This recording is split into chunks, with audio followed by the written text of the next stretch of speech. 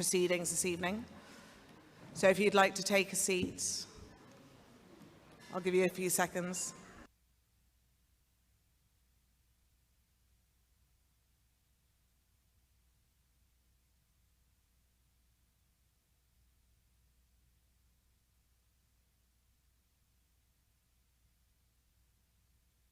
Sorry, I'm waiting for the police to join us, who are just coming through the door.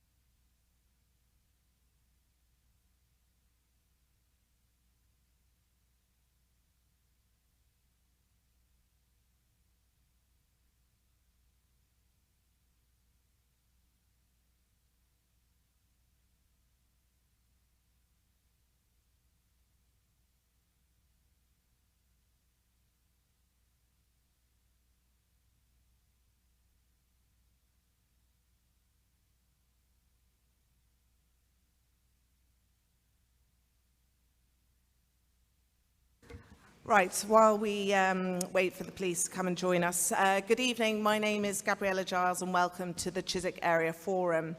I am this year's chair of the Chiswick Area Forum, and I just want to welcome you all. I hope that you're all able to have a look at and speak with some of our stall holders here today, and you receive some useful information on the services that are available within the borough.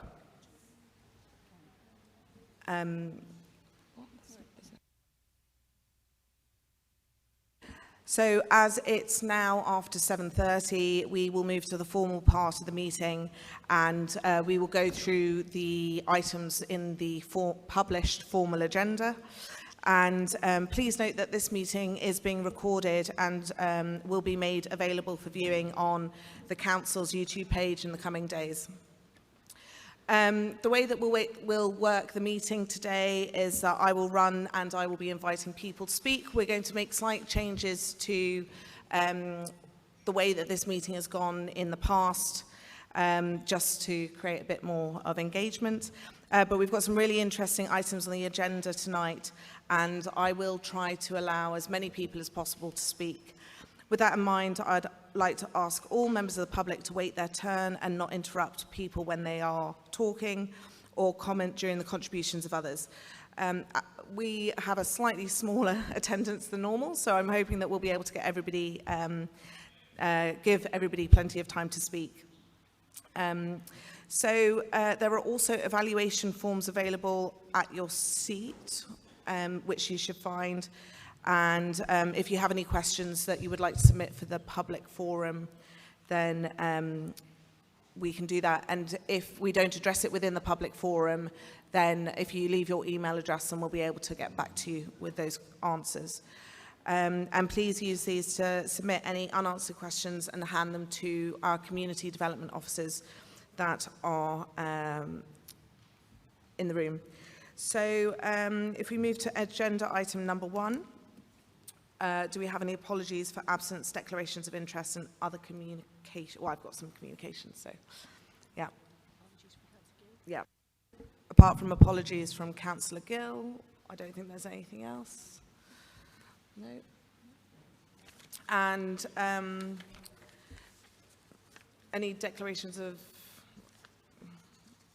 interest, yeah? Declarations of interest, that's it. And just under communications, I'd like to draw everyone's attention to the consultations on climate change mitigation and adaptation SPD, so the supplementary planning documents, and the character sustainability and design codes SPD. So these are both documents that are supplementary to any planning documents, and there are consultations that went live on the 16th of June and will run until the 31st of July. So I believe that all of those links are now working. Yeah, you check them. Yeah, I know there was some issues there earlier. So if we move on to agenda item 2, we have decided to reintroduce the issue tracker and I've decided to put this at the top of the meeting. And I would like to also say that this will be a rolling tracker, that if there are any comments or items that you feel we need to be aware of, then we'll add them to the issue tracker so that we can keep track and make sure that we close these out in timely manners. So at the moment, you will have seen that we have an issue tracker regarding the Hounslow local flood strategy. And as part of our environment, the next Chiswick Area Forum will be focusing on the environment, and in September, so we will be doing a deep dive into that at that meeting. So you're asked to note that at the moment. So I know that a lot of people have been wondering about the e-bike scheme, and I have been given some slides that we will be issuing as part of when the meeting notes are published, because we have there's a lot of information here, and I don't think we'll all register everything that's going in, but just to highlight some pieces. So the e-bike trial was launched in Chiswick and Brentford on Monday the 5th of June in partnership with Lime. There are 75 dedicated e-bikes that have been implemented in this initial phase, with up to 300 that will be going across the borough. I know that there's been some teething issues with these. All the vehicles are electrically assisted with automatic speed limiters that limit the bikes to 15 miles per hour, and they have swappable batteries. There are defined no-go and go-slow areas within the borough and within Chiswick. Within Chiswick, it's namely the towpath and Chiswick House and Gardens. And in the go-slow areas, they are limited to 8 miles per hour. And I believe it's Chiswick, no. One of the questions that I've been asking for a lot is the geo-fencing for the locations. So you are only allowed to park these bikes within the designated e-bay, within the designated parking bays. And there is a 6-meter radius from the center of that parking bay, with an additional 6 meters as a what's it called? A kind of a buffer zone. So this is why we might be seeing bikes that are parked outside of the limits of those bays. I think as part of the consultation as well, we'll be looking to see if that needs to be or could be improved. We also have instructions on how to use it, but I won't be going through those today. So those are the main points. The last one I was going to add was during the first week of operations, 78.5% of trips in Area 1, which was Chiswick and Brentford, were compliant, but 74 user accounts have been banned, and there is very much a hierarchy for fines before somebody is banned from the app, which we've been told that Lime and Uber do enforce pretty strictly, and a lot of that's about where the bike is parked after the end of a ride. Gerald, do you have any questions? I was going to take questions from the public before I take questions from councillors, if that's fine. So if there are any questions from the floor, we'll take those first.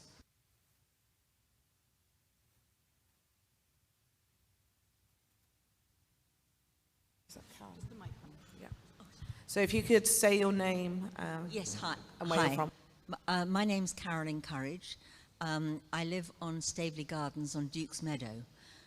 I wonder, is there a map that we can look at online where people are going to be allowed to park these e-bikes? At the moment, they're all over our roads, they're all over the parking spaces, and when I came out tonight, we have a couple of electric points at the beginning of Staveley Gardens, and the e-bikes were all in them as well. So they are quite a nuisance, and I wonder if there's been any consultation. And also, as a disabled driver, I have a parking space I use. I don't want to come out one day and find it's full of bicycles. So I'm wondering what is being done in terms of talking to the public about this and getting any feedback on suitable places? Thank you. So I do have a map that's included in the presentation, but it's too small for us to see. So I will make sure that we get a full copy of the map on the website. And I think what we're seeing with the 6 metre radius with the additional 6 metre buffer zone means that the radius of where people can leave their bikes is probably wider than is practical at the moment. So I think as part of the consultation, we'll be looking to see if that can be amended, because I think it varies from borough to borough. Yeah, if you would like the map, please give me your email address or send me your email address and we'll arrange for it to be forwarded to you. All over Chiswick, sorry, they seem to be leaving the bikes where it says charging points for electric, for cars. Yeah, so they seem to be misreading that they can leave their cycles. So that's probably an enforcement issue that we'll take note of, and we'll add it as part of the issue tracker to go forwards. And I think, again, it goes back to that geofencing, because ultimately, if you're not parked within the radius of where you can actually park, you will still continue to be charged as a user. And when you finish the ride, if you finish it properly, then the app asks you to take a photo, and based on where that photo is and where the bay is, then they'll then start to implement the fine. So it starts at something like £2, and then it goes up to £5, and then there are stages of about 5 different levels. And if you're a consistent offender, I guess, you will then be banned from the app. Please. Yeah, hello there. My name is Janelle Panu. I live at 32 Adenza Gardens. We have the e-bike being placed down there, but we found that there's an increase in litter. I mean, there's kids throwing litter everywhere, and even the caretaker says he's kind of given up on it. And I'll be honest with you, there should be the council should compensate by getting the litter picked up, and it's not being done because all our bins are being full as well on Adenza Road. They don't seem to be picking up any litter or clearing up after themselves. So it seems to be like you're putting the point forward about electric. I agree about electric bikes, electric cars, but there should be also something to compensate for all the litter that's coming behind it. Okay, thank you very much. I'll make a note of that to make sure that we can get someone out to the area. Next question, please. Hi. Oh, John, sorry, did you want to answer that? I'll deal with that query. Next question, please. Right, it's Sarah Gayton from the National Federation for the Blind. We've been monitoring these the e-bikes over all of London. The only solution at the moment is to pause the trial until lockable, dockable stations are put in off the pavement. There is nothing you're going to do that will make those bikes safe, because if you just go anywhere where they are, they're causing a trip hazard, they're causing obstruction, they're preventing wheelchair access off the pavement and onto drop curbs. They're being left on pedestrian crossings where blind people have to get to use to cross them. The dockless model simply doesn't work. And they have to pause the scheme, because all of these problems here will just be rectified. You will not get a safe solution until they're locked and docked. And walking and wheeling on the pavement is critically important for people's well-being, health and safety. Thank you. Thank you very much, Sally. I think we'll add that to the notes as well. Next question. Hello. Excuse me. My name's Richard. I live on Grosvenor Road. 2 points. One is, you mentioned the 78.5% compliance. I would be interested if you'd share your workings on that. I did a quick straw poll on just a few spaces over a period of time. And I found about 40% compliance according to my methodology. I'm not saying my methodology is particularly any better than yours. It'd be just interesting to know what your underlying methodology is before you quote numbers, because it's a bit misleading, I believe. So I should probably start by saying that this was a report that was produced by officers who aren't able to join us today. I've asked them to put stuff together, but so I can take that away for you and come back. I think that would be useful On that note, yeah. because we know what we're measuring. And the other thing was, you mentioned, I think, did you say a 6-metre radius from the centre plus an extra 6-metre buffer zone, which is essentially 12 metres? Well, how far do you think you're sitting away from me now? Again, I was very surprised. This is a question I have been asking since April, and I only got the results on Friday, so I don't know. And I think I think again we need to be looking at that figure, because I think that's unusually large, I would say, given the spaces of the bays. That's it. Yeah, thank you.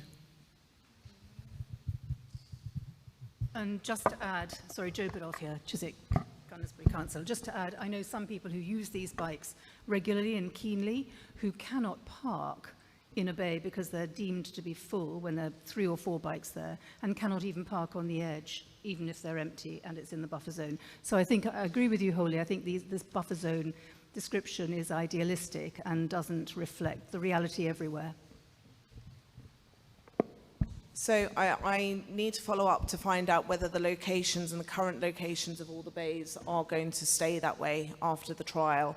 I think if people do have preferred locations for where they would want the bays to go, then they should definitely feed that back to the council. I know that there have already been discussions about more bays coming into the area as part of the trial. I don't know if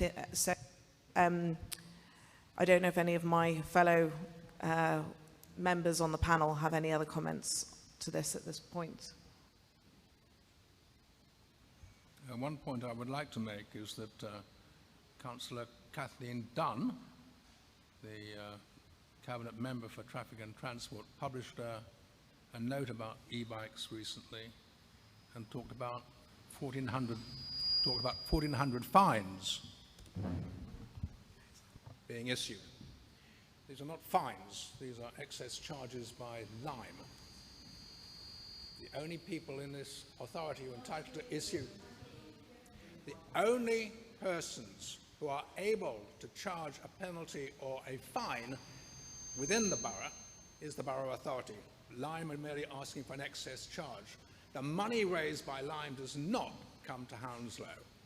We're entirely in their hands under the contract we have with them. So when you read some of the stuff about this particular scheme, be very cautious what it's telling you. Peter. Sorry, Councillor Thompson. Sorry. Peter's perfectly fine. Couple of things. I think we heard today actually that the docking bay at Chiswick Station isn't actually on the app. So you can't park at Chiswick Station, so people are parking in the surrounding roads.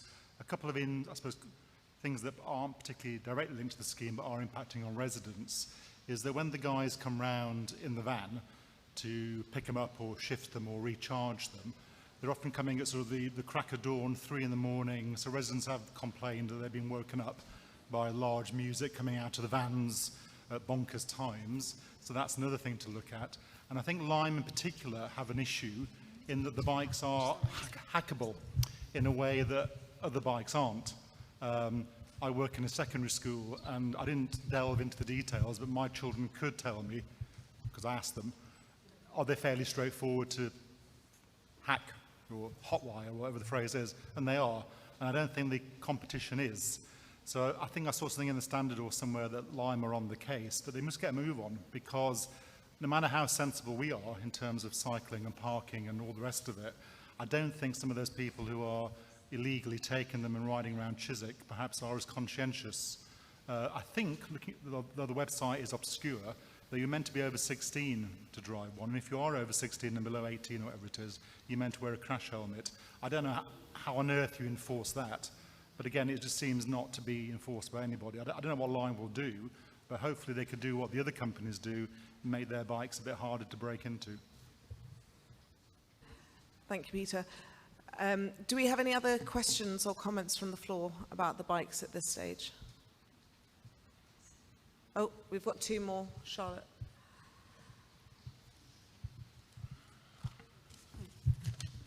Hello, can you hear me? My name is Anne Carlyle-Gall. I'm very worried about electric bikes of all descriptions because they go far too fast. They go without handlebars, most of them. They're showing off, and especially the delivery drivers, who I think ride so very, very dangerously and badly. Food deliveries, you know. And I would just like to know, if a bike is hacked, does that mean that the speed can be altered?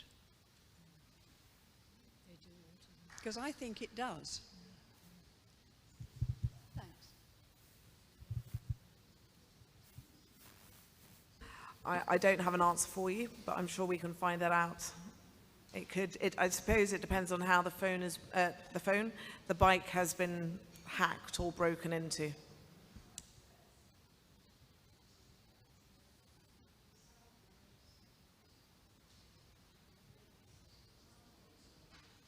And there was another question down here in the front. This gentleman. Thank you. I'm Robert Pullen. Just cyclists in general, not just electric bikes, but a lot of them are not stopping at the traffic lights, and it is very dangerous for pedestrians coming both ways. So something ought to be made official that they should stop at the lights as cars do. Do we want to get the police to comment on that at the moment? It's just general highway code, right? And it's compliance. Yeah, I think that's it. And we've got one more question here as well.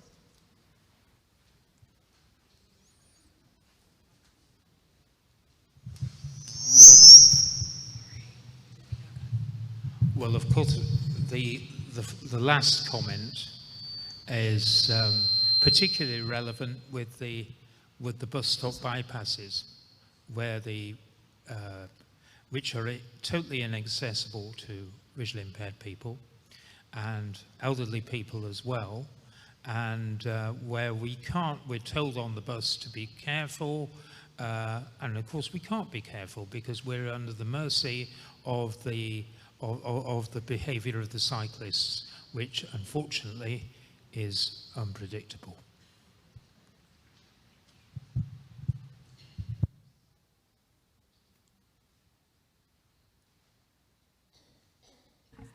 Thank you very much. And we have one more question at the back. Thank you, Andrew. I'll take those notes away. Thank you. A question was brought up earlier about 6 meter distance from the center point.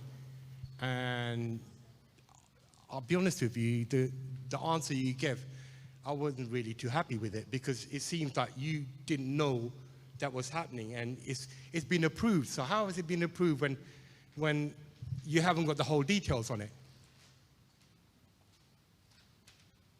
I was going to say, actually, so as councillors, we aren't, it's not our paper. We're not the ones who have been doing the work on analysing what and kind of going through what is acceptable within the memorandum of understanding or dealing with the finer details of the negotiation with Lime. I didn't want this meeting to become a traffic and transport meeting. I feel we've had a lot of those recently.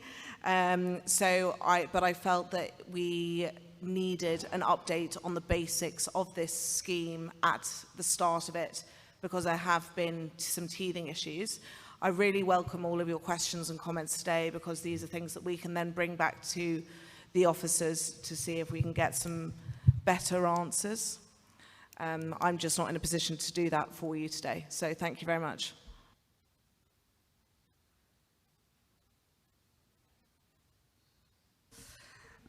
just as an added note, we were briefed on the locations of where these should go and what was going to be happening. We haven't necessarily been consulted. There were some very tricky conversations that didn't need to be as tricky as they were, in my opinion. But I think we will learn more as this trial goes on. So we are the first guinea pigs, as it were, and it will be rolled out to the entire borough by the end of August. So I think we'll get the council and Lyme will have some more learnings as a result of this over the summer. If there are no other questions, we'll move on to the next item on the agenda, which is our local police report. So I'll invite Sergeant Jim Cope to present and welcome our newest PC for Chiswick Riverside. Thank you. Yeah, good evening everyone. I'm Sergeant Jim Cope. I'm the Ward Sergeant for Chiswick Homefields, Riverside and Chiswick Gunnersbury. Currently on our ward, we have on Chiswick Gunnersbury, we've still got Kane and Cheryl. Over in Homefields, we've still got Sam and Sally. And yes, I'd like to welcome PC Dure Tarek, who's started today actually, first day here with Riverside, and also PCSO David Manning.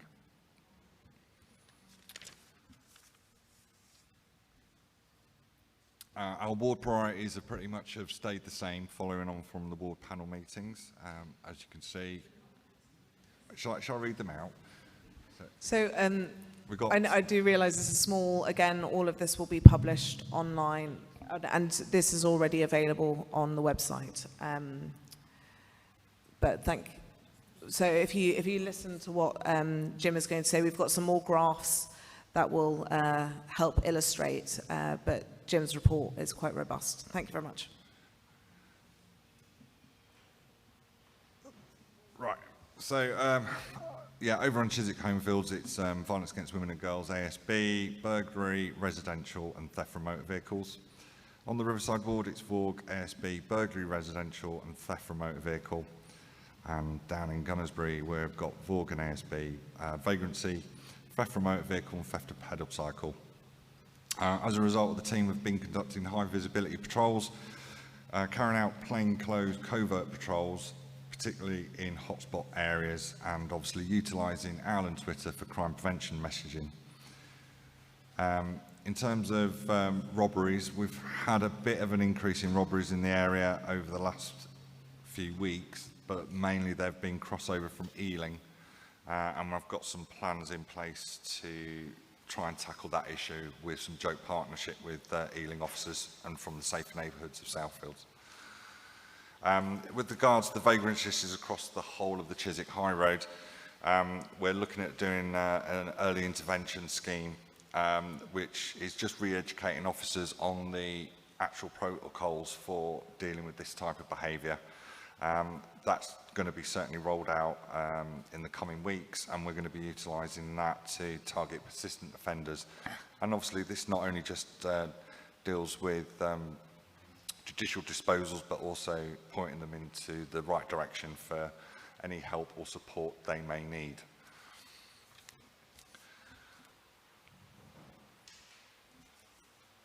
From the last meeting, we met a number of residents from Thornton Avenue who wished to have a meet with us. So we had a very interesting meeting with them from Thornton Avenue in regards to focusing on crime prevention. And that strategy is going forward in terms of mainly theft from motor vehicle from around the Chiswick High Road. Back in May, we held a cycle safety day outside Chiswick Town Hall, which involved officers from Safer Transport Team, which was a bike marking event, and also focused on speeding in Wellesley Road, and whilst cycle officers focused on the cycle lane and in terms of contravention of red ATS, automatic traffic signals, and enforcement of that. Also in May, PC Sam, Allo and Sally Bay were quite nastily assaulted in Devonshire Road as they stopped a suspected drug dealer. But fortunately they detained them after a violent struggle, and he was arrested for possession of drugs and assault on an emergency worker. They've currently been bailed till August pending medical statements due to the injuries the officer received, but they would certainly like to pass on their thanks to all the residents that came out to provide help and support shortly after the event with medical treatment and providing statements to what they witnessed. Obviously, since our last meeting in May, I've noticed there's been obviously an increase in motor vehicle crime, and I know from emails from the councillors, yourselves as residents have been raising that with them. It's not something that has gone unnoticed by us, and we will be putting actions in place over the coming months to try and curtail this. One of which is that the MO8, which is the technical term for our traffic police, centrally have obviously applied for more funding from MOPAC, which they've received, which means that we can utilise their skills in plainclothes motor vehicles and high-speed motor vehicles in the area. And that is on the cards in terms of us when we organise our 3-week action, which is a positive action initiative, where we will focus on 3 weeks of nothing but theft from motor vehicle during that period. And what we will do is assess where we are at the beginning and at the end and see if it's made an impact. And that is going to be in joint running with one of my other wards over in Sion, but where we can get additional resources from them. But David has been proactive in terms of getting additional tasking from not only our neighbourhood tasking team, but also from the Met Police specials who've been coming over. That's pretty much it. So open to questions if you wish. Yeah, and I really hope that Sam and Sally are recovering after receiving their injuries. Yeah, they had one day off and they were both back at it on day 2. So they were very, I've obviously, after watching the body-worn video of what happened, I was incredibly proud of them both in terms of, you know, Sally's 60 and she didn't shirk away from it. She got stuck in and supported Sam. And Sam did exceptionally well for being a young PC and obviously put in that situation that he'd never been in before. So, no, incredibly proud of them both. Fantastic, thank you. Again, we'll take some questions from the floor before we come to the panel. So we've got a hand up already. Thank you. Thank you. Is this working? Yep. Okay. Thank you very, very much. 2 linked questions, if that's all right. Wavendon Avenue, where I live, I don't know if there are other Wavendon Avenue residents here. We've seen an extraordinary increase in petty crime, attempted break-ins. I would say over the last, where are we now? We're June. Yeah, for the whole of this year, the whole of this calendar year. Whether it's because people are reporting things more, there's a street WhatsApp group, or whether there's some other reason why there appears to be a sudden increase. But it is distressing, obviously. It is potentially dangerous, as you have described to us. We have not seen a police presence on Wavendon Avenue for as long as I can remember. I know there was one small gathering sometime last year, I think, where a couple of members of the police came and met residents on a street corner just for a general chat about local issues.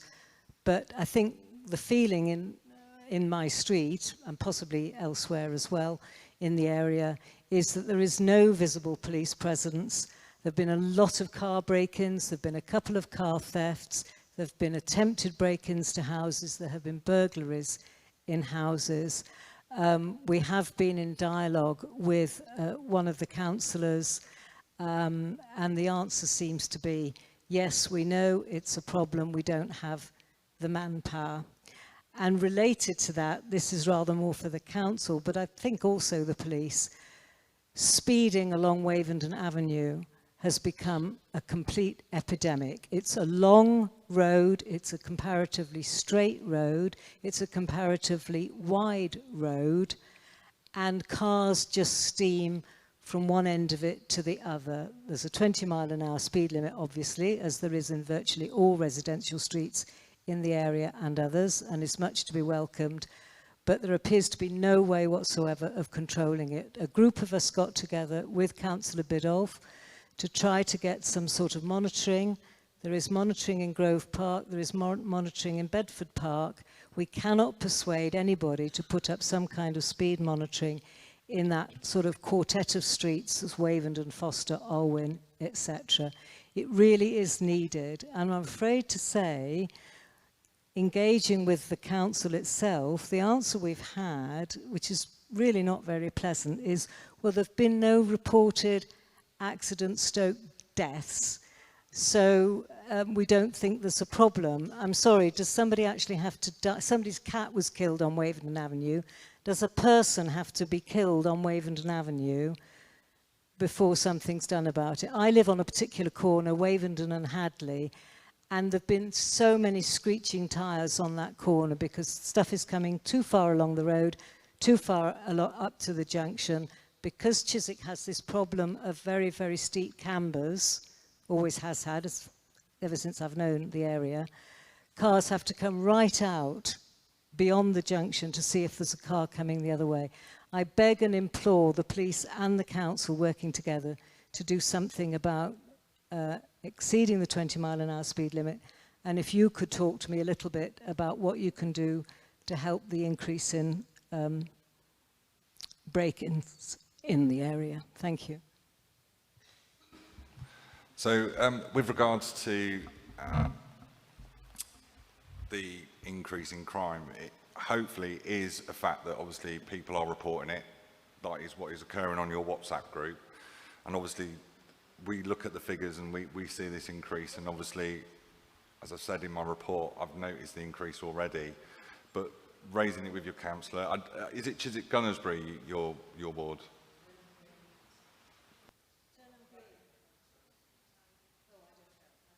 Yeah, no, yeah. So the old Turnham Green, yeah, that's now Chiswick Gunnersbury. Yeah.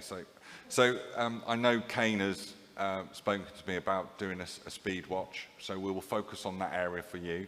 And if you're saying, obviously, that will then assist the council with whether or not there are any issues or how many people we stop in terms of speeding down the 20-mile-an-hour zone. Is that? Well, no, I've just mentioned the officer's name, Kane, who's your ward officer. I don't know him or her, sorry. Right. But why can we not have those 20-mile-an-hour limiter signs that they have in Grove Park and in Bedford Park? That would help, I'm sure. Okay, that's down to the council, not the police, in terms of identifying if it's a 20-mile-an-hour zone, and that maybe is the issue then. If there is no signage, then vehicles are going to treat it as a 30, aren't they?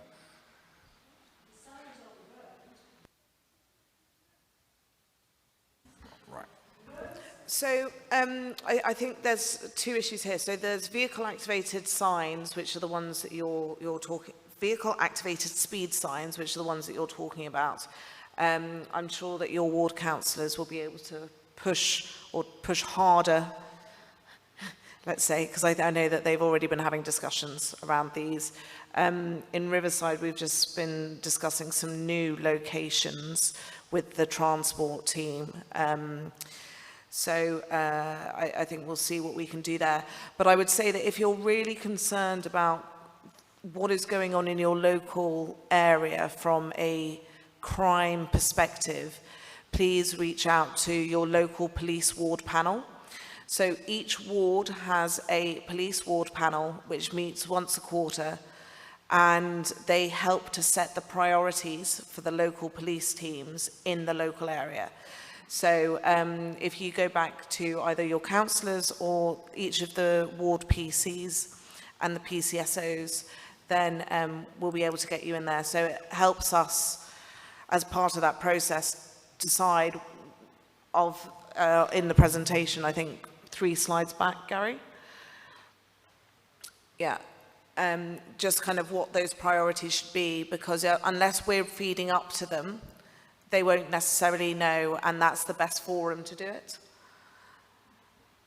Definitely. The ward priorities are set by the attendees to the ward panel, not by the police.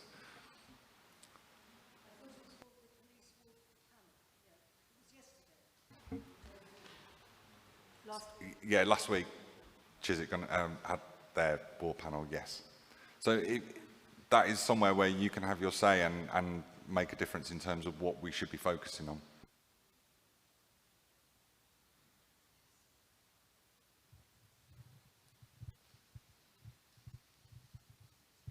Thank you. Yes, I noticed in the report when you read out crimes in the various wards that there was no mention of drugs.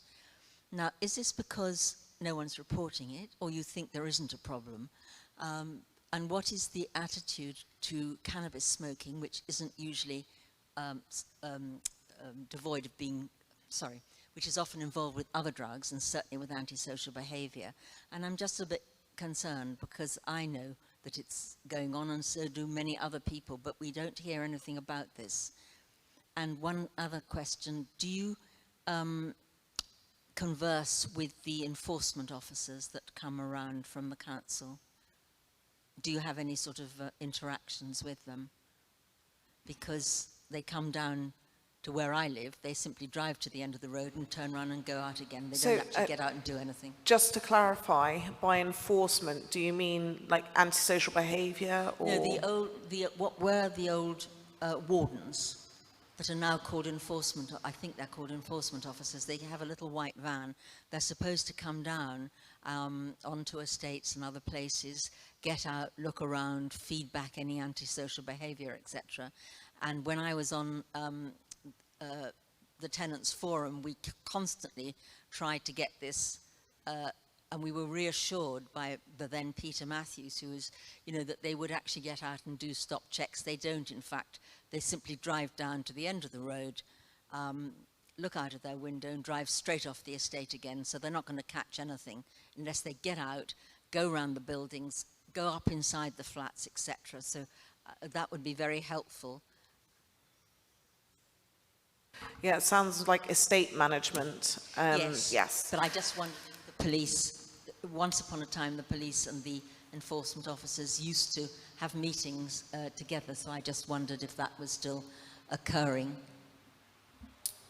I don't know. Sorry. Jim? Yeah, we do meet them at the area-based, there's another meeting that we attend, which is the area-based community meeting, which covers all the Chiswick wards, and sometimes they do attend, so we bounce ideas off in terms of collaborative working. We engage with them via that way. If there's areas that they've highlighted that may need our attention or they need support with. But in terms of being with them on a day-to-day basis, no, we don't. And that's something actually, we should really be doing if that's the case. See, there is just before you answer thank you so much. There is an issue with the reporting of drug use because people are frightened to do so. So we really need outside help to be looking in and to see what's going on. So I'd be interested to know what you think about the drug situation in Chiswick. So obviously, with the fact that on the crime figures that we've produced, that drugs is low, that's drugs we found. Okay, so that is a recordable offence. So anything where you see a number on our figures where it shows the drugs, that's as a result of police-generated stop and search has ended up with a drugs arrest or a drugs outcome. Drugs have been found, and whether or not they've received a community warning, a fine, or arrested, that is why that shows up as a drugs. So really, when you report drugs activity, that goes onto a separate database. That goes onto Airspace, which then records ongoing antisocial behaviour.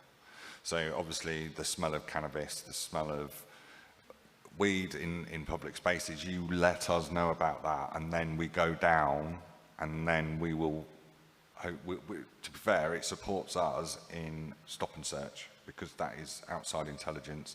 We paint a picture. Well, we've had multiple calls from residents to say drugs misuse is going on in this area. So for my officers to go in, like where Sam and Sally were, we've had numerous calls from residents complaining about drug dealing in the alleyway. So they were there on that day and obviously found someone with drugs. So, you know, we do encourage people to report it.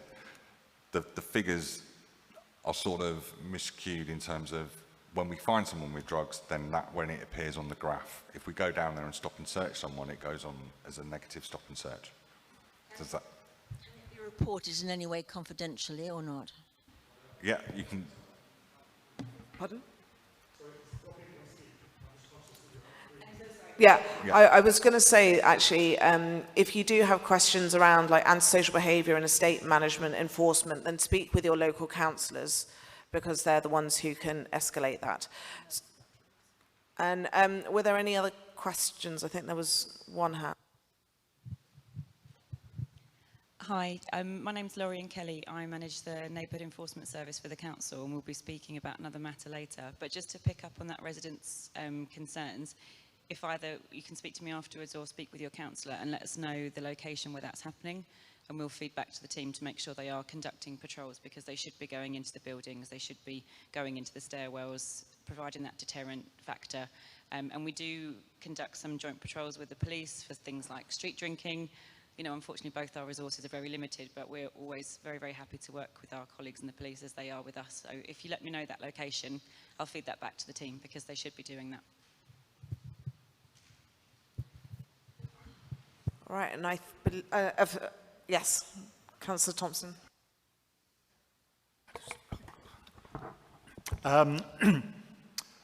Last week, for complicated reasons, 3 times I found myself in the Scout Hut, which is on in the car park, Chiswick House. Okay, I'm a Scout leader. That's what I do when I'm not doing counselling and all the rest of it. So this is 2 weeks ago. On Monday, whilst we were having a meeting, car alarm, car broken into, young bloke, all dressed in black, cycling away. People from the circus who has been on for the last 2-3 weeks came out and said, "Oh, not again. It's happened several times since we've been there." They phone 101, whatever it is, the non-emergency line, can't get through, can't get through, can't get through. So that's Monday. Tuesday, I'm there again. We're in the CUB meeting. Afterwards, we have a committee meeting. Car alarm, one of our leaders' car was broken into. Friday, same again. So that's 3 times. I was there at the weekend for a social function. Not spent far too much time in that Scout Hut. Another car broken into. So the circus people, they had to get a member of staff not doing their normal duties, but to be patrolling the car park. We, as a Scout group who depend on volunteers, now have to have one of our adult helpers looking after the car park. On 3 of those 4 occasions that I know of, it looked to be the same person, because this individual was repeatedly cycling around, even after it happened, and we're all there. It's back again, it's back again, back again. We've obviously alerted our scouts, and there's 4 different sections, meet on 4 nights a week, so it's about 30 kids and their families have been notified. And I'm amazed at the number of parents who are saying, you know what, my daughter was going to Chiswick School, and what sounds like the same person took her phone, did this, did that. So it's, again, I'm speculating here, no real evidence other than hearsay, seems to be the same sort of person. Now, that car park is a problem because obviously often at night time, evening, it's fairly quiet. There's very limited CCTV, so it's an easy option to break into. So in terms of a voluntary group that is already struggling for members, it's putting people off. We do have, most of us live locally and we walk, but some people who were based in Chiswick and now moved away, thankfully come back. They're often retired people. And they're thinking twice, do I want to drive to Chiswick, run a scout group, beavers, all the rest of it, and then have my car broken into most weeks? So I think there is a sort of reputational thing, obviously very embarrassing for the circus, which wonderfully drew a lot of people in. Again, most of them came by public transport, but that car park was busy, which is great, brings money into the trust and so on. But again, I suppose my concerns were, we couldn't report it. So you phone the number, you're on hold, some voice tells you to do it online. We thought the individual was in the area. I know getting a car there quickly is virtually impossible, but I'm encouraged by what you said. So the point for all this waffle was basically, when you do have your little 3 weeks of activity, don't forget that car park. The chances are there'll be no one there, but you never know. No, you never know. To be fair, it's on the list of where to go because it's identified through our crime mapping in that area. If the suspect is in the area, 999. If you're describing it as it is, i.e. we've got a suspect floating around the area, potentially going to commit more crime, that is a 999. Yeah, 100%. If suspect is on scene, then call it in. Thank you. Councillor Mashiso. Thank you, Chair. Thank you, Sergeant Cobb. I want to start first by congratulating you and PC Kane. You did fantastic work during the King's coronation. I saw you there at Buckingham Palace. So well done. Oh, thank you. Yeah, Kane did mention that he saw. Yeah, we had a long day. It was quite a good one. Yeah. So you've got a lot of work on your hands, obviously, as you can see with the report, that a number of incidents that you're having to deal with and having to report. I've got a couple of things. I know a couple of police officers who don't work in this constituency, but they tell me that whenever a theft or a burglary is reported or an arrest is made, that process perhaps will take 3, 4, 10 minutes, but the paperwork will take 2 hours. So therefore, so all these things that are happening, everything that you record has to be back office, taking hours and hours, which means there's less visibility in our communities here. So I wonder whether there has been any shift in terms of HR about how you reduce paperwork so that we are more visible in the communities. That's the first question. The second part of that, which I guess leads to also the responses. So Councillor Thompson mentions the break-ins of the cars. Now, I've emailed you about some victims of car theft and car robbery from within the vehicles.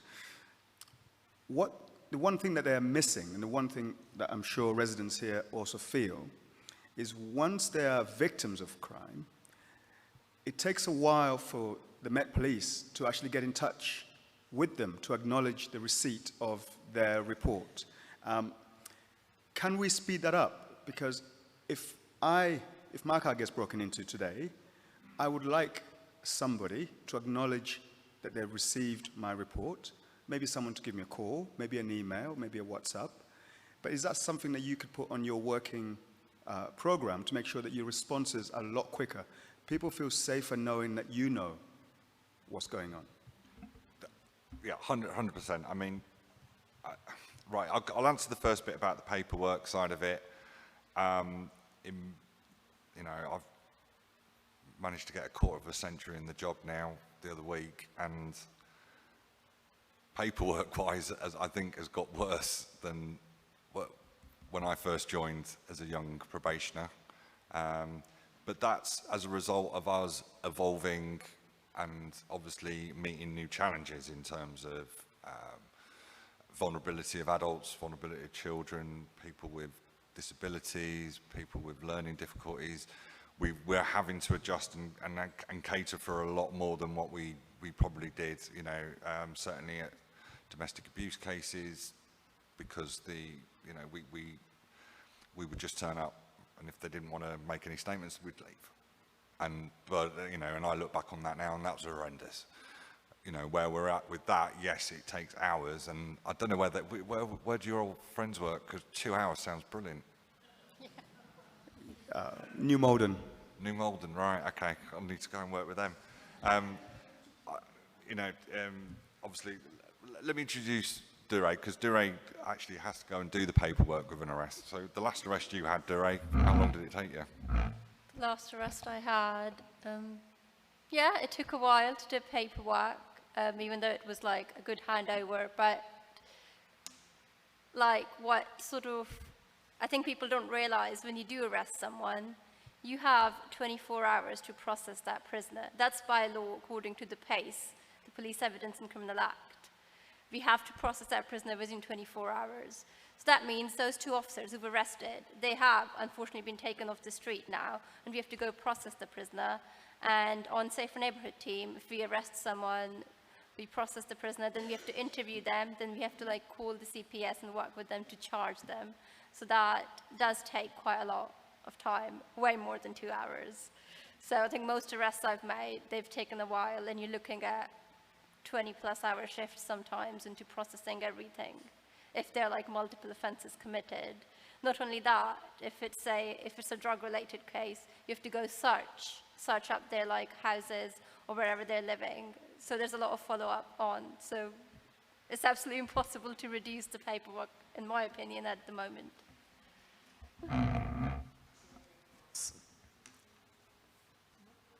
Yeah, just a second response. Could you take a message to Mark Rowley from residents here? I know you're going to answer the other question before.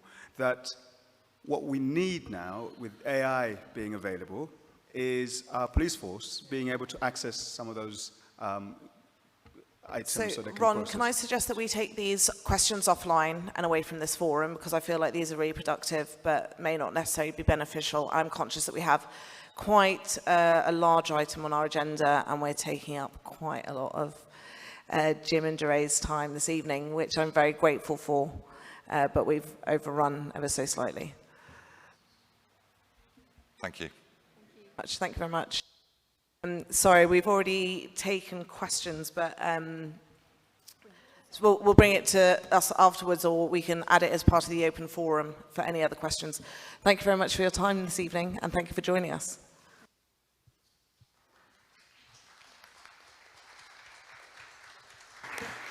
So we're going to move on to the Thriving Communities presentation, which is agenda item number 5. And Kate Wilson is going to give us a presentation about the current round of the Thriving Communities Fund.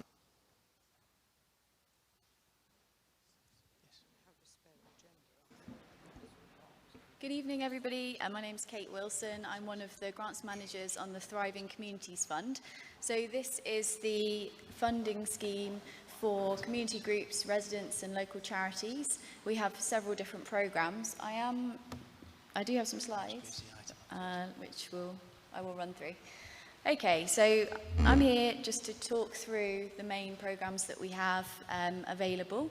The first one is the Your Neighbourhood grant. So this is the one that is actually the councillors' grant scheme. So I will go on to talk a little bit more about it, but it's one that you would talk to your councillor about if you have an idea to bring forward. We'll go into more detail on that. Small grants.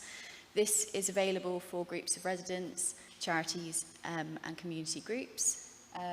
The revenue grant funding is our larger project grant scheme, and then the capital fund is for improvements to buildings, etc. I'll go into a bit more detail in each of those now. Okay, so the Your Neighbourhood grant, we've got some slightly new priorities this year, which hopefully the councillors will be excited to see here as well. So this is all about you bringing forward ideas to improve your community. So whether that might be a kind of new park bench, some greening work in the local area. There's some other examples here, such as if there was a youth group that needed some new equipment. It's all about creating a lasting legacy in the community. So in order to sort of move forward with this, we're very happy to talk to you about your ideas, and there's contact details at the end of the presentation. But also, obviously, feel free to talk to your local ward councillors about these ideas and get their support to take them forward. There is a closing date of Friday the 12th of January next year. Obviously, that's quite a way away, but if you've got some ideas, do bring them forward as soon as possible. Then we've got a small grants programme, which is open to groups of residents, charities, community groups. So an example of something that we funded in the Chiswick area was Wild Chiswick. So we gave them a grant of £1,000 to do some work on creating habitats for swifts, the bird, and doing some educational workshops for young people around that. But it can be anything, really. So if you want to kind of run a coffee morning, if you want to have a sort of community get-together of some kind, that would all be eligible through our small grants fund, and that's open on a rolling basis. So it's designed to be really easy for you to access. We accept forms online at the moment. We're just about to change our application process, but you don't need to worry about that just yet. We'll at the moment, you can access all the forms and guidance notes on our website, and we will give you a decision within 4 weeks on that. Then we have a larger grants programme, which is our revenue grants programme. So we have 2 rounds of this per year, and we work very closely with our colleagues across the council to find out what the priorities in the local area are. So each round will have slightly different focuses.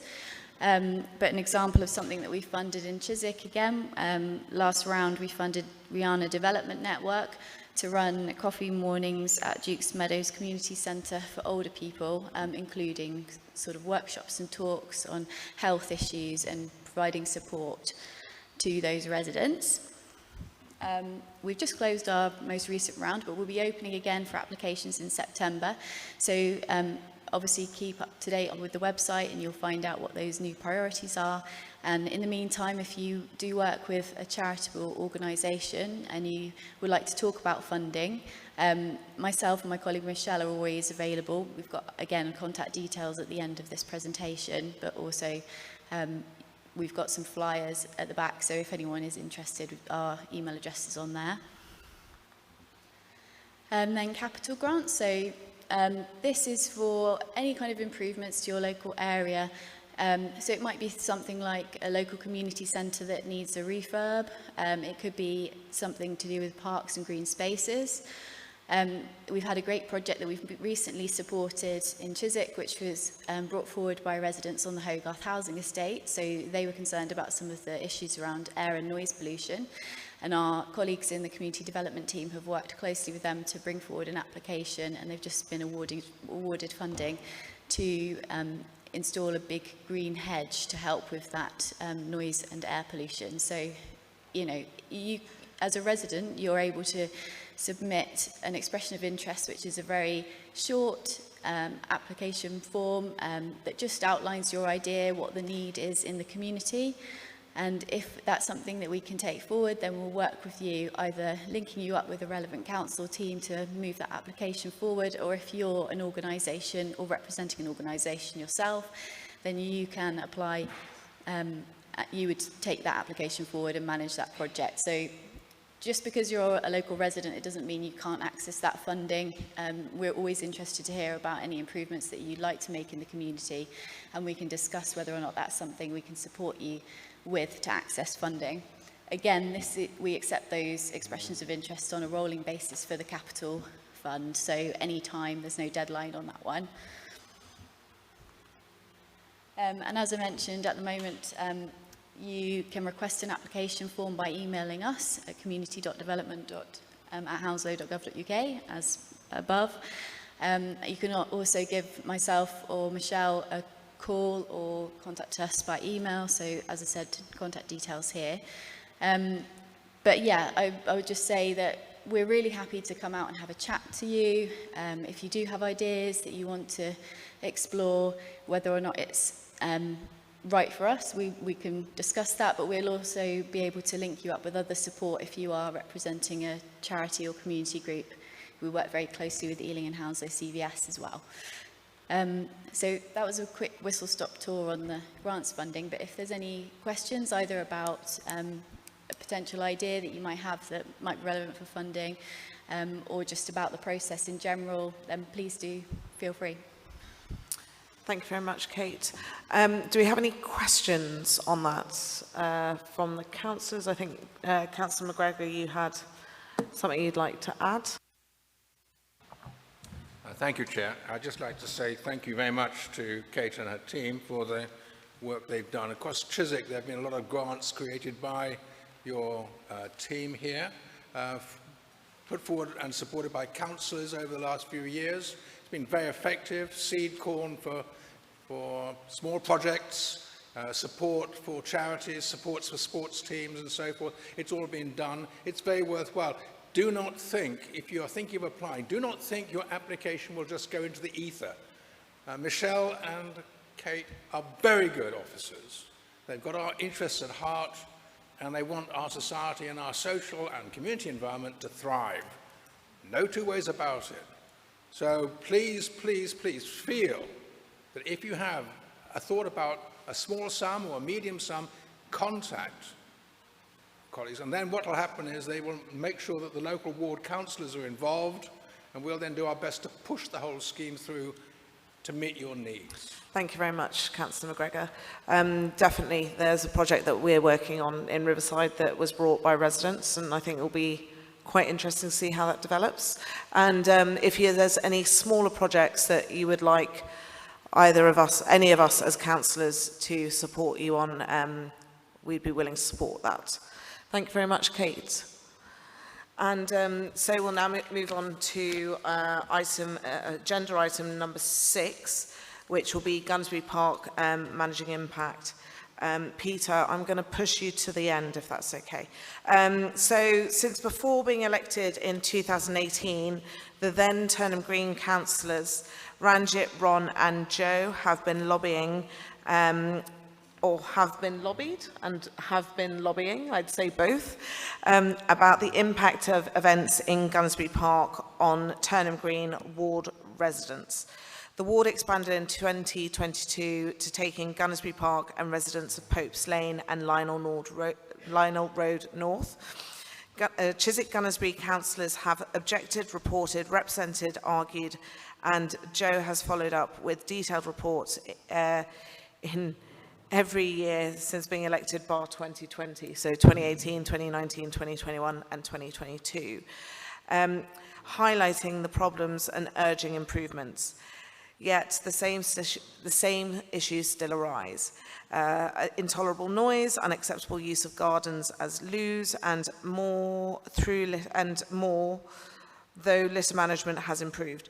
The park team and Houses Licensing Committee has been reluctant to act with residents in mind, demonstrated by the fact that it has approved a blanket licence so that the park's management never need apply for a licence for events again, which effectively cuts out the voice of residents when it comes to these events. We know that the park needs income and to meet its high running costs, but at what cost to the local community? So last year, after the Waterworks Festival, which brought complaints from as far as Shepherd's Bush, Kew Green and well into Ealing, a W4 resident, Peter Robertson, contacted Joe. He organises outdoor music events and understands how noise at festival works. They met and Joe asked him to produce a report which he has included. And it seems to have been pivotal in getting the licensing department to think again. Far too late in residents' views, so our hopes are high that this evening for mitigation will make a difference. Could I please invite David Bowler, Steve Maunders, Lorraine Kelly and Peter to all join us here. Or, well, Peter, you'll go there. But if we could have our representatives from the council here. Victoria Wallace was supposed to join us, but she has broken her wrist. So unfortunately, she's unable to, so has sent Steve Maunders and Lorraine in her place. I think firstly we'll ask David to, who will hear from David Bowler, who is the CEO of Gunnersbury Park Trust, which manages the park on our behalf and has brought in these festivals. So David, in your own time, I believe you'll have slides as well.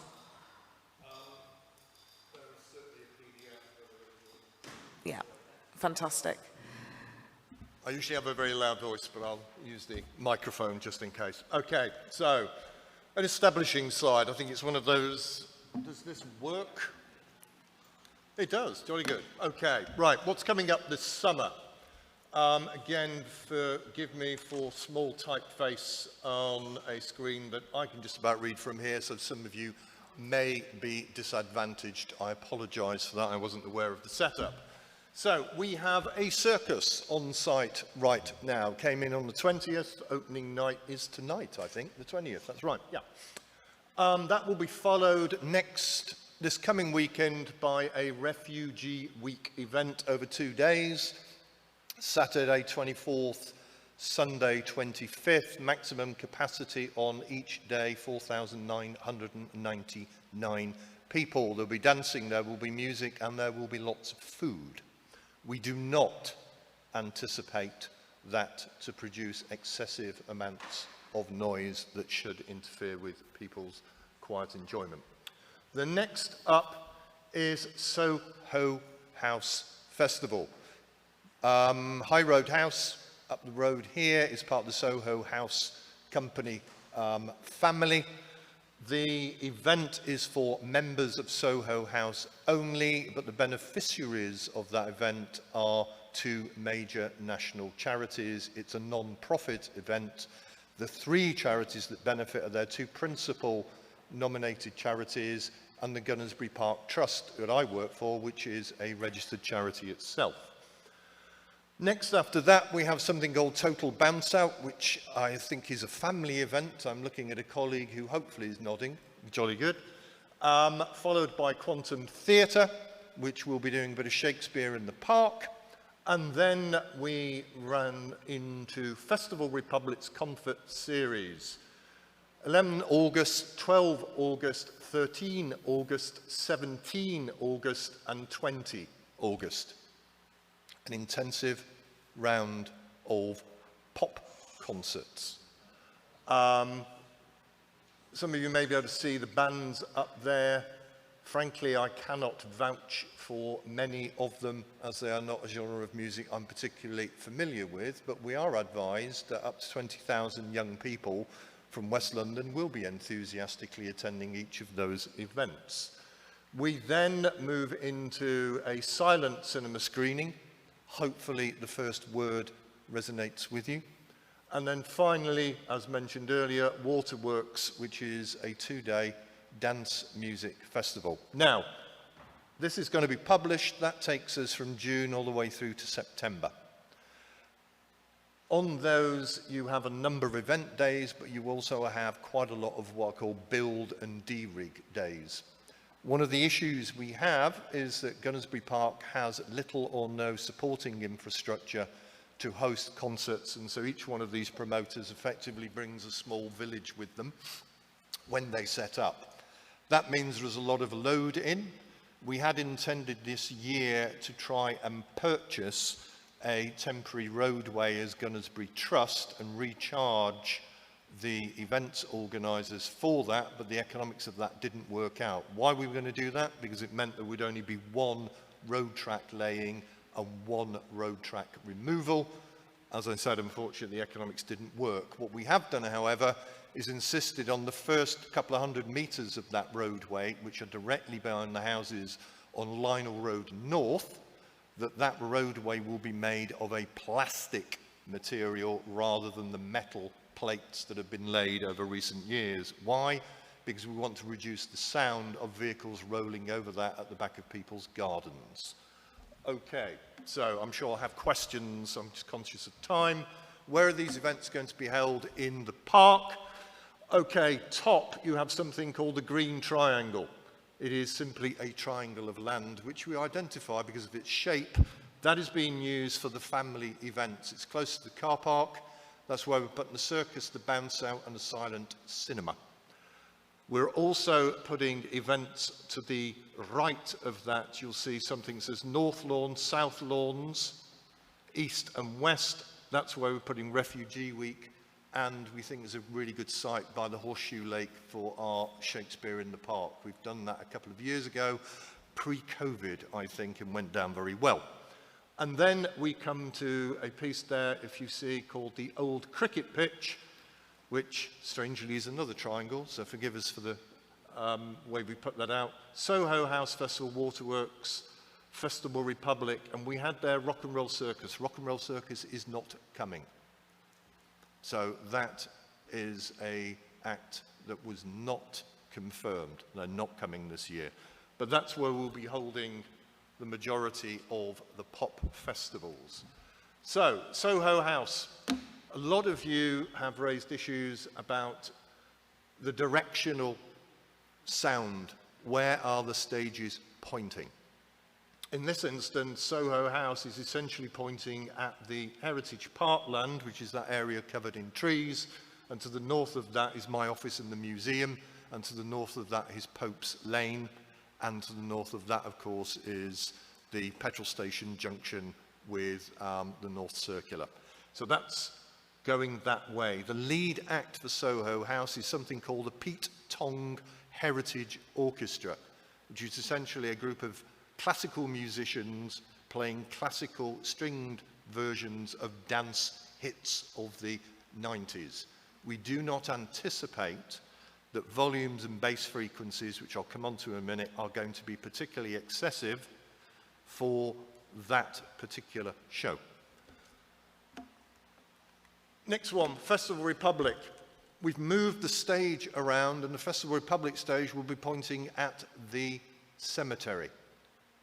We want to try and have directional sound having the least direct impact on residential homes, and so working with an acoustic consultant, which I'll come on to in a moment, we've tried to moderate and ameliorate some of the directional sound issues by pointing it at the cemetery, which you will know then leads on to the A4 flyover and the railway tracks.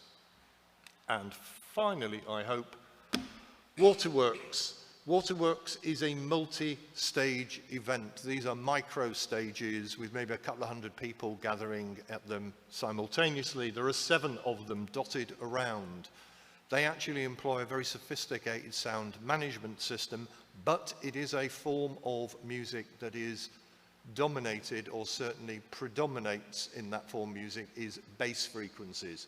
People do not want to dance to music that doesn't have, as they call it, a bottom end to it. So I'll come on to what we're doing about that. So we're reorientating stages. All of these events that generate noise are in that area of the park that is the furthest from residential homes. So what's different this year? The opening gambit was that councillors have been lobbying for some time. I can vouch for that. That is indeed the case. So we have employed a noise consultant independent of the events themselves. It's called Vanguardia. They're one of the leading noise and acoustic consultants in the country. Essentially, most concerts in this country are either going to be run by Vanguardia or Aria as acoustic companies, the big two. What Vanguardia did for me, so they have not done this for the event organisers, they've done this for the trust, is, one, they did the piece about directional sound, so they advised on stage orientation. 2, they've actually made recommendations to take out what is a frequency between 31.5 and 42 hertz, which is essentially the bass that can cause resonance within dwellings. If your windows are rattling, it's probably because there are sounds in that wavelength. So what we said to them, they need to cut the preponderance of those frequencies. We've also said to them, this is the events, that they have to comply with a voluntary reduction in headline dB decibel levels off-site that is a reduction beyond our license. We have a license that was granted to us by Hounslow Council, which was a replacement for a license that we actually voluntarily surrendered, which included a reduction in the capacity of any event we could have on site. So we had one before that allowed us to have 40,000. We went back to the council and said, we don't want that. It's not workable. We tried it. Some of you suffered because of it. Could we have got better at it? I think we could, but is it the right fit for Gunnersbury? Probably not, so we surrendered that. So there's no more 40,000 events going on in Gunnersbury under our license.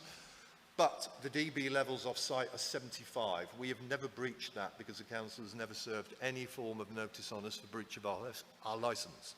However, too often people have said to me, it's not about the licence, it's not about regulation, it's what we hear and feel.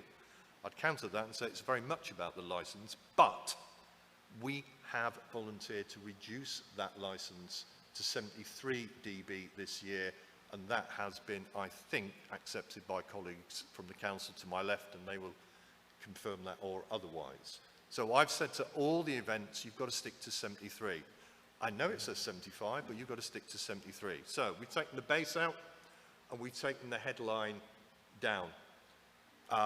We've also recognised that whenever we asked all these events to set up a complaints line, they all did, but they're all separate phone numbers. And they all were manned or personed at the other end. I know because I spent hours on these events backstage with the police and security and everything else. But was their response good enough for you as residents? No, it clearly wasn't. So we've now procured a single phone line. That's the number. That phone line in build and breakdown days will come into my staff, and on live days will go straight into the tent at the back of the stage where I will have staff as well. We've said to them they have to record any and every noise complaint in real time. Why? We cannot adjust sound if we're dealing with complaints that were 2-3 hours old. What we need to do is to respond real time. If somebody's saying it's too loud, we need to respond then, and we need to know what their response was, and we need that logged by the time to see whether it was effective. Next one is the gap between the trackway. As I said, we're going to lay plastic. It's a plastic material, it's quieter, but people, particularly dog walkers, said, I can't walk my dog around the perimeter. I want to cut across as I normally do. We put a gap in it so everybody will be able to cross east-west across the football pitches. And finally, we've improved the way that you can get, should you be minded, discounted or free tickets. And I would say, and this is, I hesitant this, a number of people who are local residents have been enthusiastic about taking up those ticket offers, often I have to say for their adolescent and adult children rather than themselves, but they're keen to do so. So, we've made some changes. Why do we hold events? That's a load of PR guff that my comms person wrote. We do it for two reasons. One, because the remit we were given by the councils in the plural, because we are responsible under a management agreement to two councils, Ealing and Hounslow, was to maximise the recreation and leisure use of Gunnersbury Park by as wide a section of the borough's communities as possible. And that often means a lot of young people, and we're doing that. But we also do it because, as was highlighted by the council's introduction, it is a valuable revenue source. We are not alone in that. I'm sure all of you have seen across local and regional press, nearly every major park, and we're major, we're 185 acres, nearly every major park in London will have a summer of events. Our colleagues at Chiswick House do it, Crystal Palace does it, Finsbury Park does it, Victoria Park does it, the Royal Parks do it. This, whether we like it or not, is the paradigm in which we exist, where parks have to be monetised. The issue at hand is that monetisation within the reasonable expectations of a broad slice of the community? And that's a contested issue. I know it is, that's why I'm here. So, I think that was less questions. I suspect will come from members and from yourselves, but hopefully, sorry about speeding through that, but I'm conscious that it's No, that's perfect. I'm just conscious, do we want to have all of our questions at the end? And we'll go through each of the presentations first, and then we'll take questions at that stage.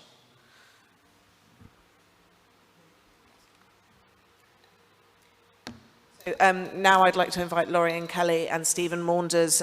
Lorien is the Neighbourhood Enforcement Manager, and Stephen works within the licensing team. Oh, we're in the same team, sorry. As a Senior Principal Regulatory Officer. Sorry, I'm reading his notes. Hello, everyone. Just picking up, obviously, following on from David's presentation, our involvement, again, is from the regulatory point of view.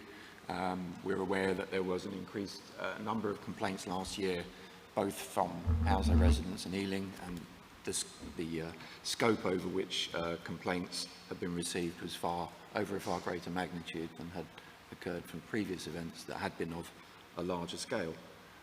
So there had been obviously some other issues that have been identified on there with regards to ASB that arose from events as well, and that those issues have been acknowledged on there as well.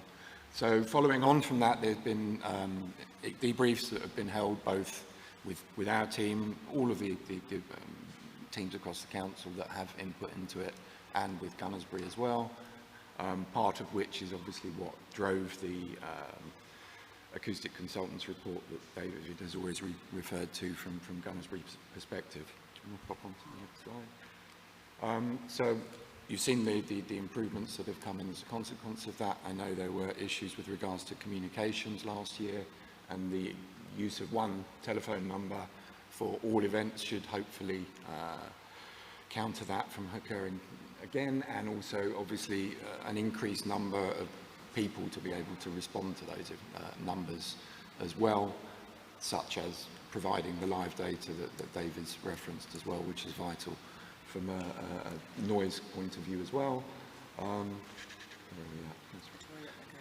So there's been changes with regards to toilet location, and those are obviously ongoing as well, because I know TfL have some input into that. Those discussions will continue for every event that will occur, and they go through the Council's Safety Advisory Group. There's been, we've referenced also the acoustic modelling, which has been discussed by David, and the licence requires a bespoke noise management plan for each event to be submitted, which is specific to that event, and obviously counters what issues that might arise from that, such as for waterworks where there is a higher base frequency, so obviously there's more attention to that aspect than other areas of noise as well. We've also discussed the reduction from 73 dB, from 75 to 73 dB. We've also required that this, when sound is measured, it's measured on over an averaged period, so the sound is over a 15-minute average, and the sound has to be of a continuous level. So if you squeeze all of that sound level into 15 minutes, it would equate to 75 dB. So within that, there are natural fluctuations. So you will have higher levels and lower levels. So it enables people to stretch that sound over a period of time. So to reduce that fluctuation, we've required a 5-minute measurement period for that, which means that there isn't the same ability for that sound to be stretched. So that again should have a significant impact off-site for people. We've also mentioned the specific imposition of frequencies with regards to low frequency noise, and also the use of a different measurement system, which is other than dBA, dBc, which is where industry is tending to move towards now in terms of noise measurement for event monitoring. Unfortunately, a lot of the standards for events have been set from 1996. So it's only at this point in time where new guidance is likely to be published probably within the next year. But so it's been a case of having to make adjustments from site to site, and obviously acknowledging the needs of those communities to try and find appropriate levels that can obviously enable events to occur, but obviously not impinge unnecessarily upon residents. We pop on to the next slide. So just to summarise there again, there's an enhanced monitoring carried out on and off-site, both by the event organisers to ensure compliance. The data that they will get will also enable them to keep a much tighter rein of things from live perspective whilst they're on site. And the council, again, will be providing further resources from our perspective as verification monitoring for the events that are occurring on site, and will also be a conduit for receiving complaints and discussions with noise consultants on site. And again, following on from every event, there will be a full debrief to assess what worked, what didn't, and whether there are any further conditions or things that will need to be applied as controls for future events. Just to add slightly to what Steve has said, because I anticipate this question might come up, just to highlight, we will be putting on specific, as a council perspective, resources that will be monitoring just the noise from these events. In Gunnersbury, we do operate a 7-day-a-week service anyway. We do operate an out-of-hours noise team anyway. But I think obviously given the events from last year, it's apparent that our resources weren't matched with the concerns that were happening at Gunnersbury. So we will have that service as normal, but dedicated officers that will be working in collaboration with David's officers, and a dedicated point of contact from the council side as well. Obviously David has that single point of contact, but we can't control how people are going to contact us. It could come through the council, so we will have a dedicated officer also dealing with any incoming concerns. As David said, it's absolutely paramount that those are addressed at that point, and we've acknowledged that that didn't happen as well as it could have at some of the events last year, so there will be sort of twofold additional resources from the park side and from the council side as well. Perfect. Are you guys done? So finally, I will invite Peter Robertson, who's a local resident musician, organiser of large events, indoors and out, who's been on tour with major rock pop musicians, built soundproof recording studios, and had many discussions about acoustics, residential soundproofing, neighbours' concerns, including hearing damage. So over to you, Peter, and then we'll do questions after the presentations. Hi, thanks very much. I hope you can hear me. First, I'll apologise for some slides later on, which are going to be too small to read, but you don't need to read them. Secondly, before I begin, I just want to say that the improvements and the approach that the team have taken, certainly since I've been involved, is just amazing to see. You don't often get this. I will show a slide a little later on, kind of showing a countrywide responses to events in parks. And I know from first-hand experience that some of those organisers, so not the producers, but the organisers, tend to not really listen, not really try and change their behaviour. So I think just what we've heard already is amazing. So some of my slides may already be defunct a little bit. But what I hope to do is, as a local resident, is just to shine a light on what this actually felt like at the time from 1.78 kilometres away. I measured it with a measuring wheel. So just to reiterate the point that we've known about outdoor events and events in general being problematic for a long time. It's not just Gunnersbury, it's everyone. Actually, back on this slide, I will say one other thing. There's some recent research that says that consumers going to events believe that events are getting quieter. The data doesn't back it up, but what we as consumers of music want is we want more bass. We want to come away from an event feeling the power of the music. And if we're spending £70, £100 on a ticket, we're disappointed if we don't have that funny, fuzzy, buzzing ears the next morning. So that's a psychological factor which is competing with our attempts to improve things. But Gunnersbury certainly has a problem and has had a problem for a long time. This is a few I could find. There might be some people in this room who are on these tweets. Sorry if you are. I think 2018 was the first time that I was kind of disturbed by the sound. I woke up on a Saturday morning or a Sunday morning, and all my windows were shaking. And I had no idea that an event was going on at Gunnersbury. I hadn't received a letter. We were too far away to know that these events were going on. It wasn't the kind of music that I would have gone to see, so it wasn't an event I was looking out for. I do park runs in the park every Saturday, and I hadn't noticed any signs for it, so I must be very blind these days. I had no clue this was going on. It took me the best part of the morning to work, the best part of the afternoon to work out what was happening, and I went down to the Swan pub in Chiswick, and someone there said, it's that event going on in Gunnersbury.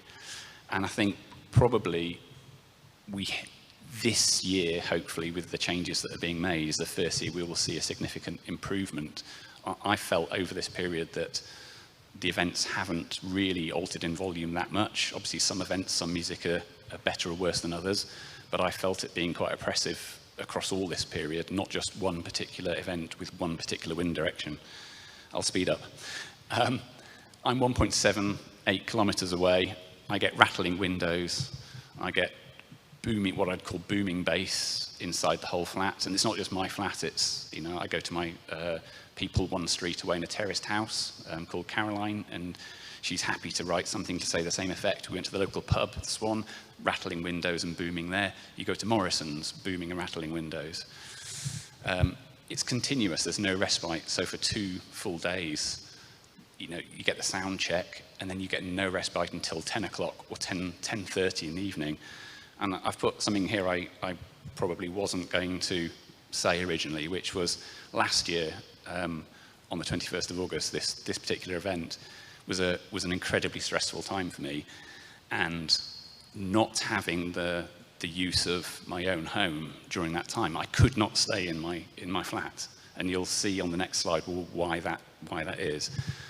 It just felt like I had no one to talk to, no way to escape this kind of situation. I needed this weekend. I really, really, really needed this weekend and didn't get it. So I was obviously a little more upset than I might ordinarily have been.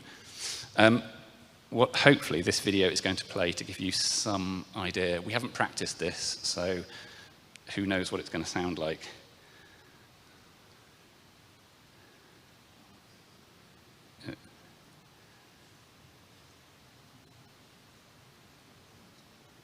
Yeah, it's up.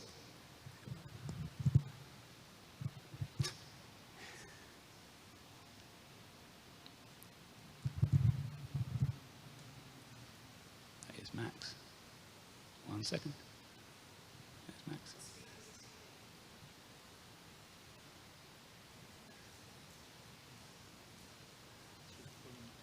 Yeah, it is. See how loud it is, isn't it amazing? What I will do is I brought a backup plan, so while the backup plan gets ready, I'll move on to the other slides and then come back and play that.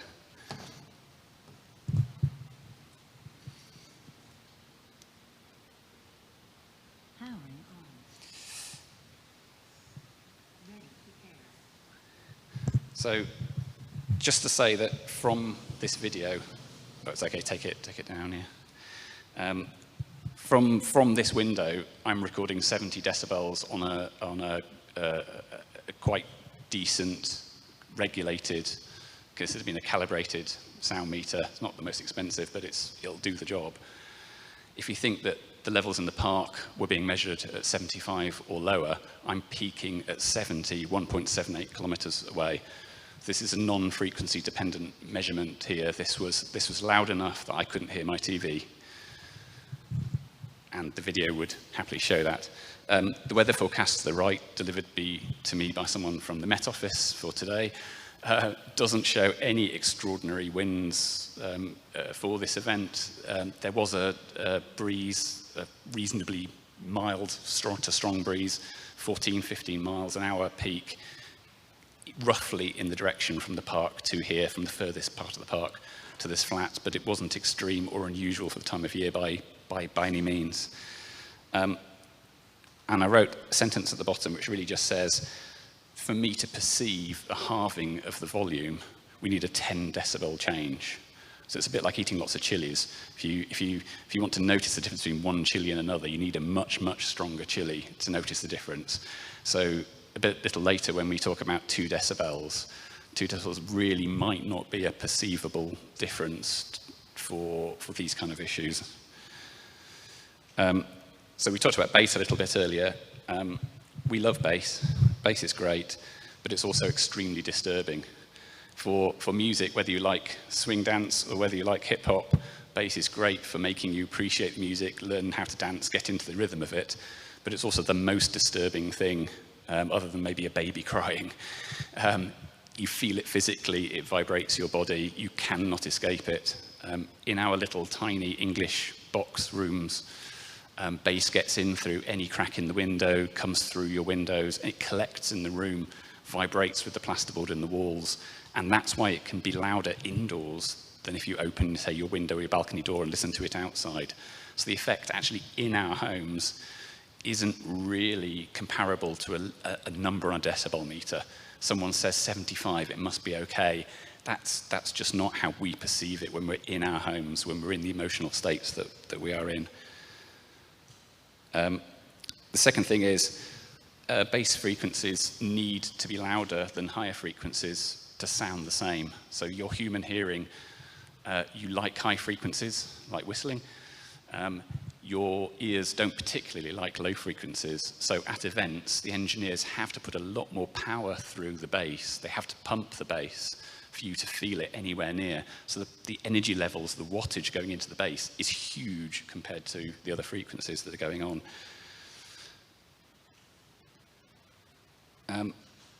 Nighttime was another big factor. So the day draws on, you get tireder, you get more upset, you want to sleep, and the music feels louder. And it feels louder because it's quieter outside. It feels louder because, you know, all the psychological factors. There's no one driving cars around outside, but it also is louder.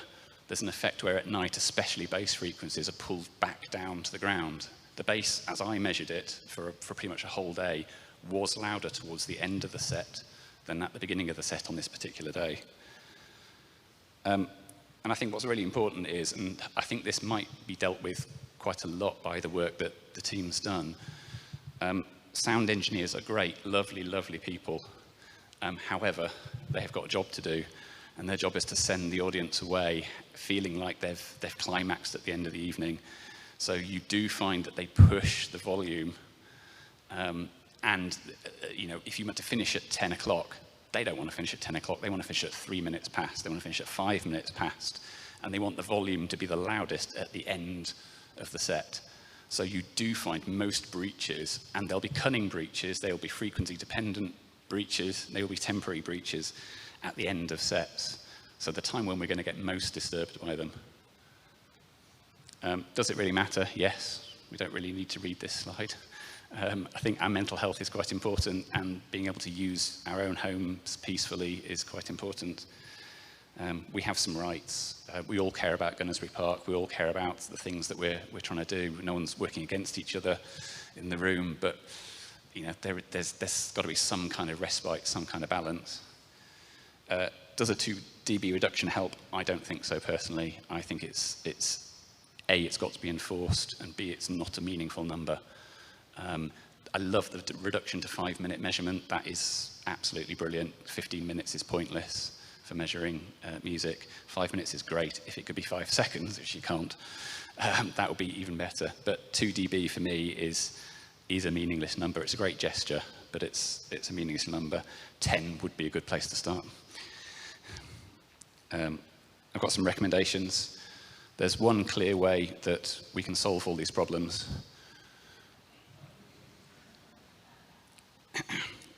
I was going to say, you've not been to a silent disco with me. They aren't silent. Hopefully you're not microphoned at the time. A lot of what I've written here is what I sent around a year and a bit ago, and it's great to see that loads of these can be ticked anyway. For me, again, as a resident, not as anyone pretending to have any acoustic knowledge, knowing that there's someone connected to Gunnersbury Park running it, being there, being the point of contact, so that when a complaint is made, they're the ones logging it, they're the ones making sure that action happens at the event, not next February, I think is just such a huge difference. If there's a lot of complaints, you want the volume to be turned down then, not next February. So I think that's just an amazing change to see. Sound levels we've talked about. A lot of the things on here are ticked, which is fantastic. I think the big one, bottom right, really, well, there's 2 things for me. One is the sound engineer's work undoubtedly is correct. However, the sound checks happen a day before the events, meaning there's no real time to make significant, meaningful change between the sound test and the event. The fact that the stage orientation, as far as I understand it, is not obligatory, I think is an issue. I would love to have seen actual testing happened to feed into the requirements. If they're then wrong on the day, great, everyone's tried their best. But doing acoustic works on paper is very, very tricky. It's rarely true to life. And reducing the onerous nature. It's my version of your timetable. There's there's quite, you know, Friday, Saturday, Sunday, Thursday, Sunday, Sunday. There's just a lot there where, what are you meant to do on a school night? The big blocks, where do you get the respite in some of these? I'm going to try and play the music now.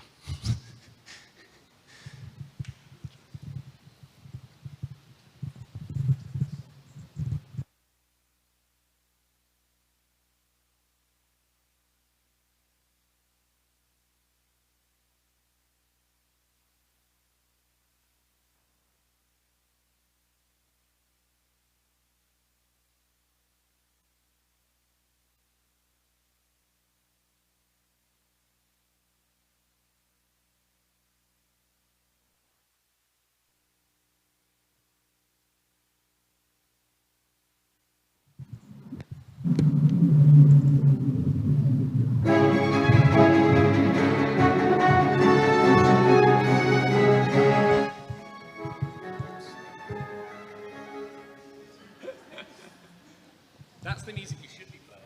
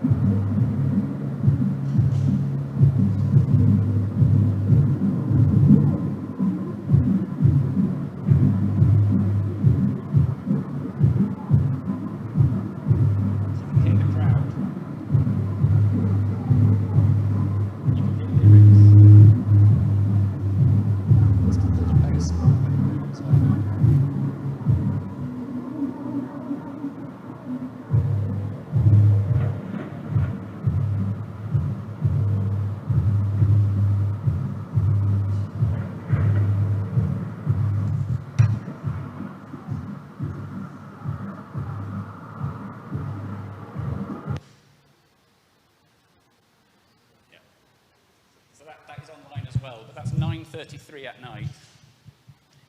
And if you imagine, put headphones on and imagine that, that's kind of what it feels like in your room. So I think, to end my horrible, long, boring talk, I can do nothing but support doing whatever we can to make Gunnersbury Park as good as it can be. And as much as we can carry on making improvements to the sound management for this, it has the opportunity to be, honestly, country leading in trying to solve these problems and get that balance right. Thank you very much, Peter. So I'm just conscious that we're kind of getting to the area, to the open forum piece, but so I'm going to take all questions for Gunnersbury Park and the open forum at the same time. But we'll start with the Gunnersbury piece first. Sorry, I had a plan. Yes, so the two here. Oh. You'll be next, Pamela. No, next. On the aisle.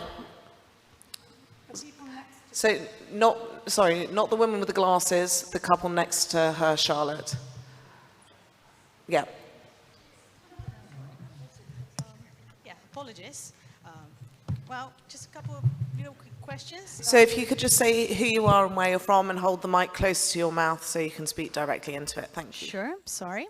I'm a resident from Park Drive, very close to Gunnersbury Park, that has been severely affected by the events from last year. We applaud the reorientation of the stages, and we are very happy with that. We are hoping that that actually changes something. However, I would like to make, first of all, a correction. Now, it was said that Soho House is a non-profit event this year. That is not correct. We have video of a Zoom call with the organizers stating very clearly it is a non-for-profit event. In fact, they would not disclose how much they will be donating to charities.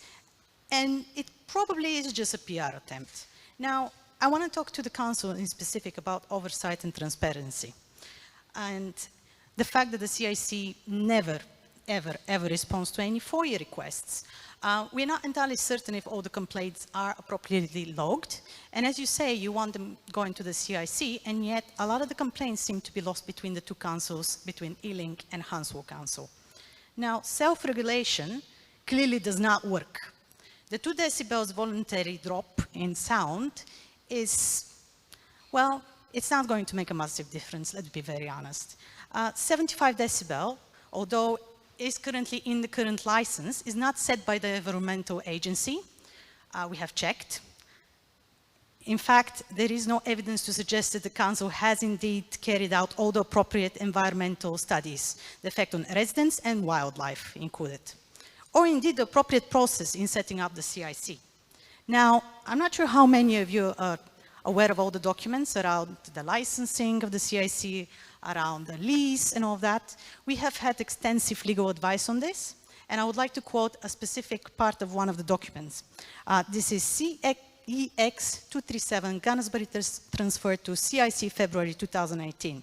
According to that, in point 4.9, the MFA states that a sum of 0.710 million is going to be paid to the CAC by local authorities. This is fixed for the first 3 years. Currently, that sum stands at 0.600 million. That's 300,000 from each borough every year going to the CAC according to that document. Sorry, can I just ask what the question is? The question is, sorry, I'm coming I'm up not to that. entirely sure that I understand it. I'm just giving you the background on yeah, that. no, thank you. My question is this. Now, if the councils are indeed funding up what essentially is a tenant, why is the council not carrying out any checks, any audits? Why is none of the information on finances around the CIC, none of the information on anything to do with the complaints of noise from last year available publicly? We have tried requesting them multiple times. We do not see any action being taken by the council. Just so I can summarize that, are you basically asking what is the funding that the council provides to the CIC? No, we know what the funding is. I just quoted the text. What we want to know is why is there no transparency, why is there no accountancy, and why the council has not carried out any audits of the CIC.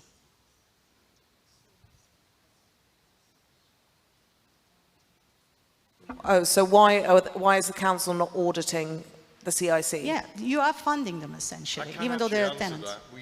We are independently audited annually, and we provide those independently audited accounts to the councils. Then please publish them, make them available to the public so we can all see what is And happening. I understand you've recently changed your structure, so you're now a charity, right? So that has to be now submitted to the Charities Commission? It will be, yeah. Yeah.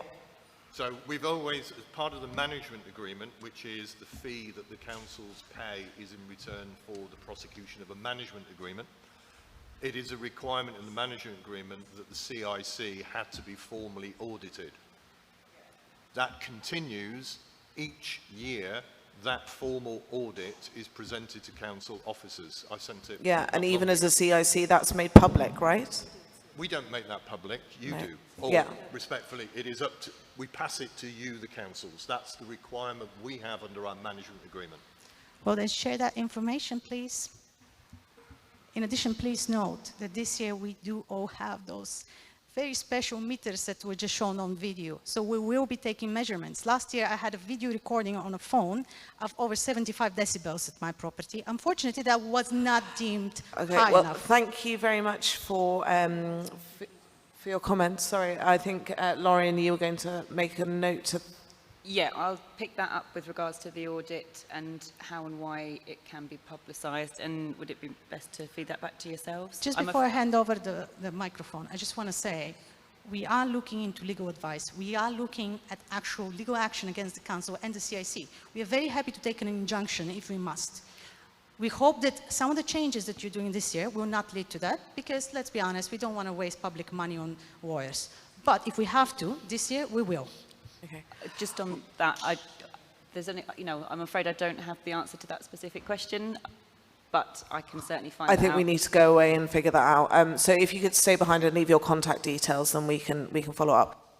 So Pamela Mayorkas. Hi, yes, my question is about something entirely different, but I hope you'll agree that it's a sensible question to put. Traffic.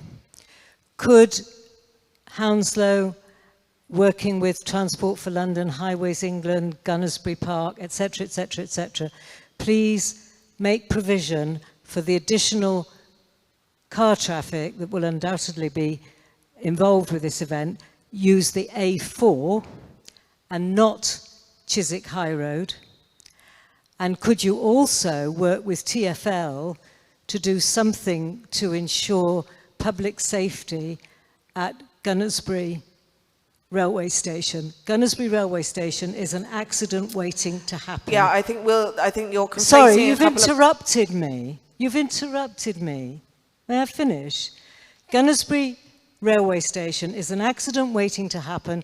Something needs to be done, and I believe it is TfL that needs to do it, but possibly working with the local authority. Something needs to be done about traffic at Pamela, Gunnersbury thank Station. you very much for this. I understand that most of the punters for these events, and they do come by public transport, predominantly via Acton Town anyway, and we will take the point up about Gunnersbury and take that on. There was another... So, Sam? Oh, I saw the woman behind Sam. Okay, so Sam Hearn first, sorry.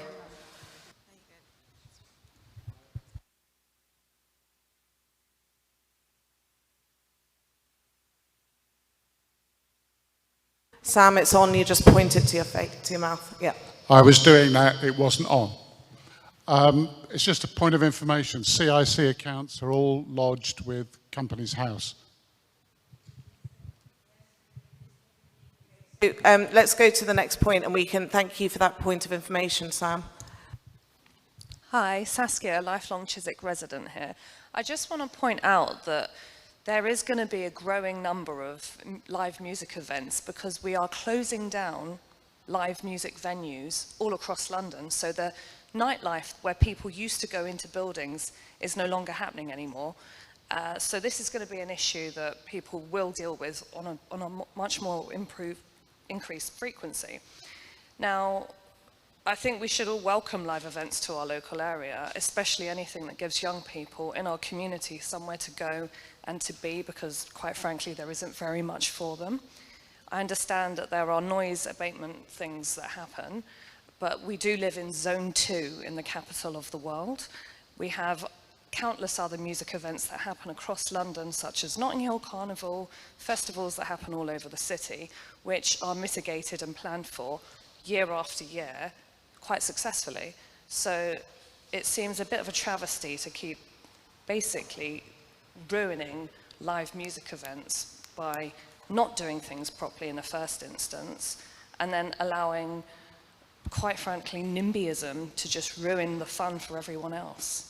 So I think I'm like probably the youngest person in the room that still does enjoy live music events. So as somebody who does go to these events and has friends in countless music industries, I would just like a bit of more like leeway for young people to have some more fun in this world. Thank you very much. I think that's all often a balance that we have on licensing, where we're always about how do we match the requirements of an enterprise that's going to bring in revenues and stuff into the community, but also bearing that balance.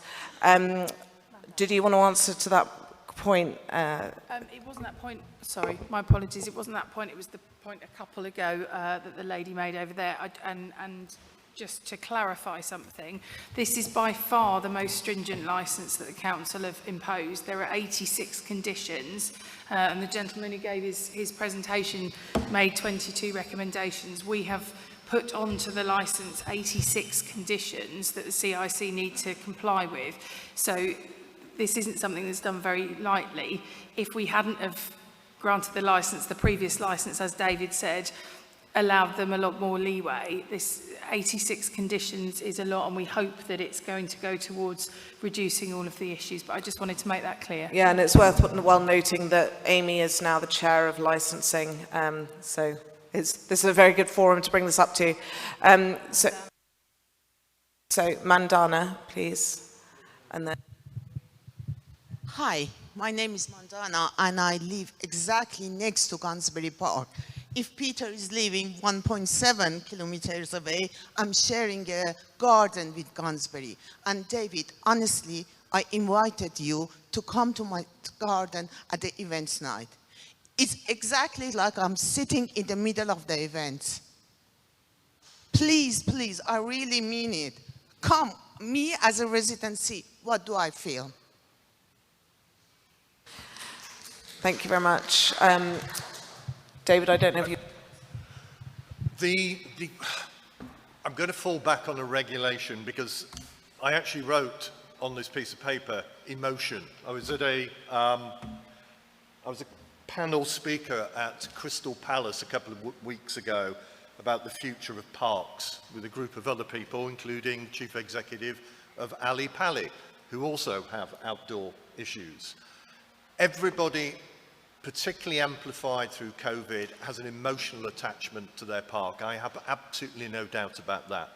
What we're dealing with here is when that very reasonable emotional attachment butts up against a regulatory framework. The issue you're saying about sound is, and I slightly counter the previous speaker, is the off-site limit is 75 dB. We have a number of off-site monitoring stations.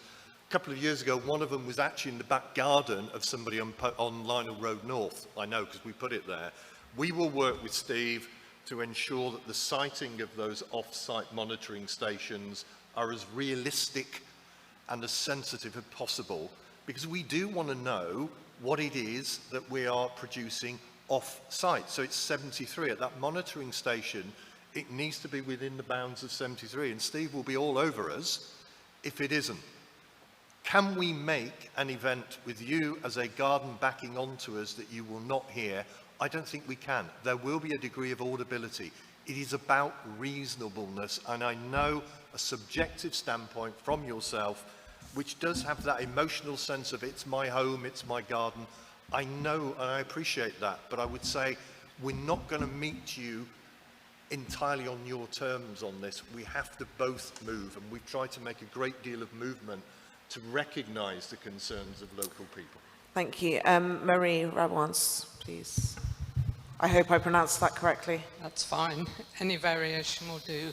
I do appreciate that there are some changes being made, and I hope that they will help. My question, or my first question, is do you take the built environment into account when you choose where you're monitoring? I live in Silver Crescent, which backs onto the Chiswick Business Park, and the large glass and steel buildings of that park have a very important acoustic impact. The sound from Gunnersbury gets thrown back at us, so we get it from two directions. And I noted, I forget which event, you said it was being faced towards the cemetery, but across the cemetery in the diagonal line is Thorny Hedge Road and Silver Crescent. So I would like to think there was some monitoring, because as I say, we get these reverberation impacts. So I think, you know, which way the stages point. I mean, there's no stage, no direction that isn't going to affect somebody. But it's incorrect, I think, to think clearly Pope's Lane and Larnell Road are the nearest, but we've heard that the sound travels a long way. So it travels across the roundabout. I suppose the only advantage of all these massive 18-storey buildings that are being built is that they might eventually protect us. But have you thought about the people that are living already around the football stadium and the ones living, I think it's called Park Place, just across from where you're going to have some of the really big events? Some of them have small flats facing over the Potomac Lake. And are you going to do any sound monitoring there? And I just would, after that, like to come back to an important question that doesn't directly relate to noise, but I'll... Okay, thanks. Stephen? Yeah, no, just going to say, I mean, the modelling encompasses all residential premises that are in surrounding the park, and will also counter for reflective surfaces. The fact that, I mean, the other fact is there are a couple of office blocks on the Great West Road that are all now residential that were previously commercial. So obviously there are nearer receptors there also. But that is all factored into both the modelling, and those sites and locations are noted for monitoring purposes as well. So there is also within the plans, as we said, there's the dynamic ability to be able to, so if there are complaints coming in from a particular area, obviously resources will be directed specifically towards that. But from previous events and from the envelope that it was affecting from the last year's event, monitoring points have been identified within that are representative of the majority community that are living within that area. So should then provide the protections that there are, that levels aren't being exceeded within those areas. Thank you. Could I just ask my supplementary question, which is specific to David Bowler, and it's not about the events, but it is what is happening and what is going to be provided for toilets outside museum opening hours, because it's a large part used by many people, and I appreciate that the toilets are out of action because of vandalism. But now, I mean, for example, the 500 people attending Park Run on a Saturday morning before the museum is open, one can imagine the situation. So can you provide at least a few portaloos? I mean, it's just an impossible situation with no usable public toilet in a park of that size. Can I take that away? Is that right? Fine. Right, so Carolyn, we had, yeah, Carolyn here. And then the gentleman with the glasses, and then Suzanne. Sorry. Well, Suzanne's got you've got it, so just ask the question first and then pass it to Suzanne after. Sorry, pass it over, yeah, if that's fine. Okay, this is just really quick, and I want to respond to the lady at the back. I love a live music event. I was at the RT Monkeys the other day. I had a great time. It's very different when you're in your home and there's no respite and it feels like torture and it goes on all weekend. That's all I want to say, because it is a very, very different thing. And as the gentleman who gave the last presentation said, it's very different when you're actually inside. It was so hot you couldn't open your windows because you were worried that the noise would be worse, but actually inside it was tortuous. And I live on Gunnersbury Avenue, directly opposite the park, so that's all I wanted to say, just to say I do love live music events. Just this woman here, thanks, front row. Thanks. Hi. I just wanted to say also that when I was younger, I loved live music events, and now that I'm ancient, the vibrations are really painful and deeply unpleasant. I'm not so affected by Gunnersbury, but I am affected by the music events and other events that take place on Duke's Meadows. And I wonder if the things regarding decibels, etc., would apply to all your events, or are we just talking about Gunnersbury? We are surrounded where I live by kind of open land, and we're the first building, so every bit of sound, you know, hits us. There's nothing in between. And I'm on a ground floor flat, so you can't sit or go to bed or sit on your sofa or anything. The vibrations are awful, and they go on and on and on. And the noise team very often don't come out until later at night, whereas these start earlier. Yeah. We don't know when things are about to close. And like Peter said, you just want to leave and be somewhere else, because these events also are not advertised locally if they're on Duke's Meadow. So we can't avoid them. So I wanted to ask Stephen, please, and is the phone number that was given, would that also apply to other events in the Chiswick area and not just to Gunnersbury? The number that's published only applies to Gunnersbury events. I'm aware of, obviously, there have been some previous issues over Duke's Meadow with regards to, I think it was a Rugby Sevens event that there was a couple of years ago. Oops.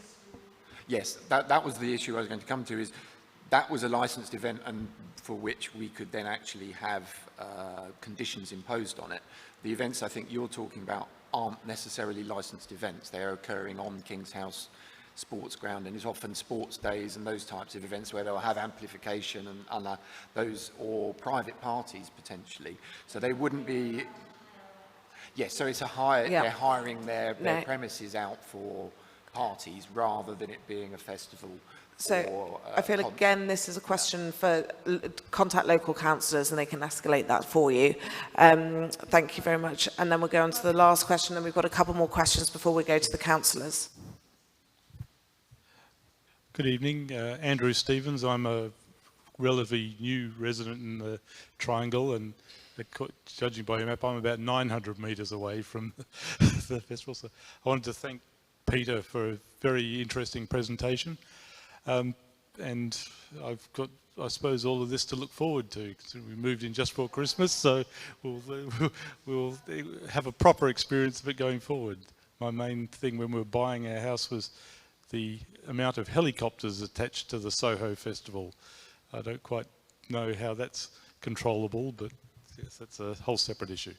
Anyway, my question was directed to part of Gunnersbury Park, not so much to do with the music festivals, but to do with sort of the infrastructure of the park. I'm a nearby resident. I walk in the park very often, and it's the sort of cafe area that I gather was burnt, vandalised, damaged in whatever way. And I understood there was sort of lottery money and various money was put aside to rebuild the cafe area, but it seems to have very much stalled in the last few months. I know this morning I went past and it says opening 2023, but it looks like it's an awful long way from opening. So can we get any sort of update on the general infrastructure in the park and where that's going? Thank you. Sorry, David. I'm happy to answer that, but I will be passing it back to the two local authorities. The cafe structure was insured by the freeholders, that's Ealing and Hounslow councils. They procured a builder to rebuild that cafe. That contract has encountered some problems, I understand, and my understanding is that the original contractor is no longer engaged on that project, and so the councils are trying to find another one.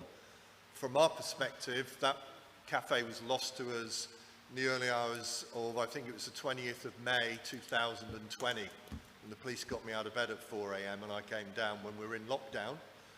I'm not going to get a cafe back until early 2024 at the earliest at the current rate. That is not acceptable, but I'm afraid I can't do anything about that, and it might be something that local councillors want to take up. Thanks, internally. David. And I was going to say we'd invited the Cabinet Member for Parks to join us today to hear what's been happening, but unfortunately Cabinet meeting had been moved to this evening, so there was a clash. So we had two. Are there any more questions from the floor for Gunnersbury Park? Because I've got two that have already been submitted.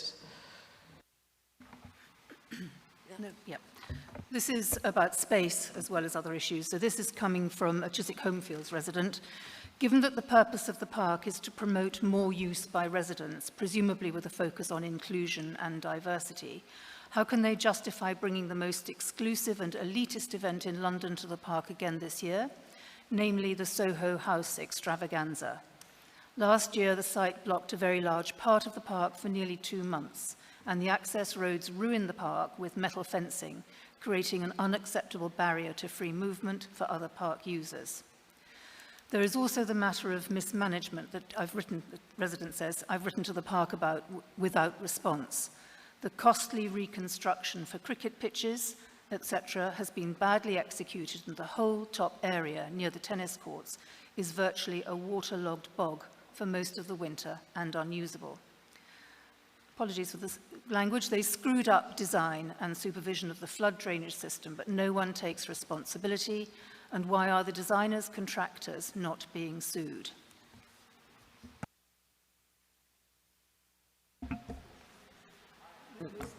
I think mostly for David, unfortunately. Okay, well, I can answer a couple of things. One, Soho House was on site for 2 weeks, not 2 months, and we can show that with the similar build and D-rig today. So the reason I counter that is that we've got to try and stick to the facts.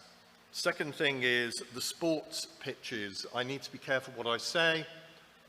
This is a recorded meeting. I would simply say that the CIC and now the Trust was not responsible for the delivery of the sports pitch improvements or the construction of the sports centre. And that is a matter, I think, that councillors are better placed discussing internally, because it was the two councils that ran that job. We are suffering the consequences of it, because I completely agree that the drainage on the west side is difficult. We spend 250,000 a year on grass maintenance. It's not making our job easy either, but it is a matter that we inherited as the CIC and a matter that we are discussing with the councils. Thank you. Could I just come back on the space point? Because I accept that maybe Soho House was only there for 2 weeks, but the generality and the feeling, I think, amongst a lot of people is how much of the park is taken up during the best months of the year by events, and it's a huge amount of space. There are also issues about being able to cross from one side to the other. If you're used to walking your dogs from Lionel Road North or going beyond or going to the school, it's a massive interruption for an awful lot of people. I'll try and be as brief as possible. We covered the issue about a cut-through on the trackway, so I think we've made some improvement on that that will allow free access east-west. The issue about inclusion, the resident at the top who was, I suspect, a lone voice in supporting elements of our music programme is there are tens of thousands of people under the age of 30 from West London who are coming to events. They feel included. However, I recognise what's the subtext of the question. The area occupied on the old cricket pitch is approximately 7.9% of the 76 hectares of the park.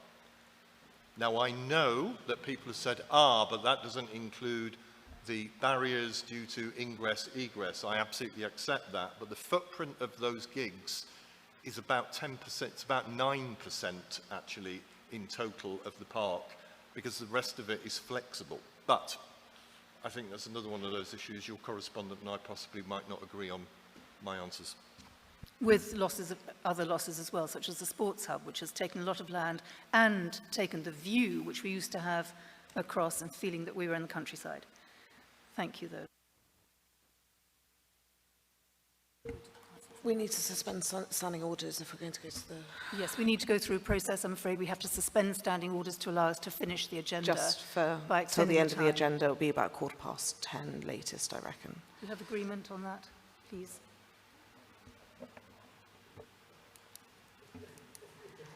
Yeah, yes, we will be quick. Thank. So I need somebody to propose. Second. Seconded. Okay, done. So was there another question from the residents? No. No. So Ron, you had a go. Thank you very much. I agree with the what the lady was saying about this as being a kind of an escape for some of our young people who enjoy live music. I understand that. But the one thing I think we haven't talked about is what these companies do. When these companies come to Chiswick Gunnersbury, I know for a fact that Waterworks, for example, have pledged to give some money or help some of our younger people in terms of, teaching them to be music producers and so on.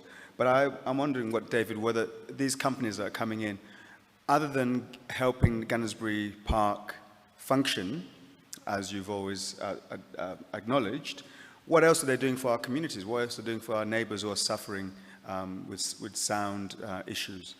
That's the first point. And I think if we can see some tangible reciprocations from these companies, maybe some of these issues will be put slightly on the back foot.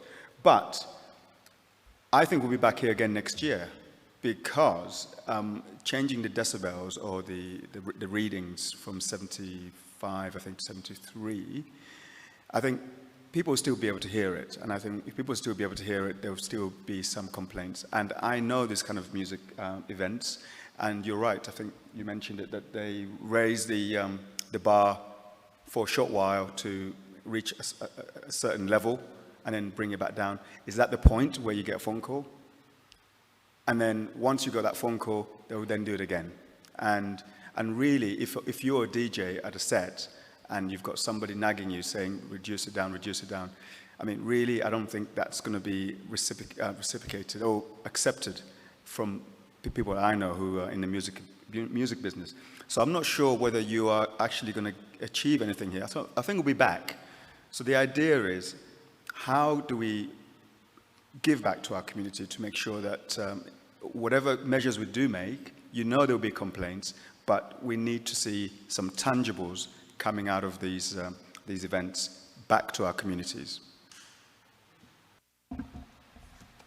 Chair, I don't really have a detailed response to that, as I wasn't aware the I'm question not was entirely coming. sure what the question is in there, but you'll be welcome to come back next year, and Okay. we can discuss this.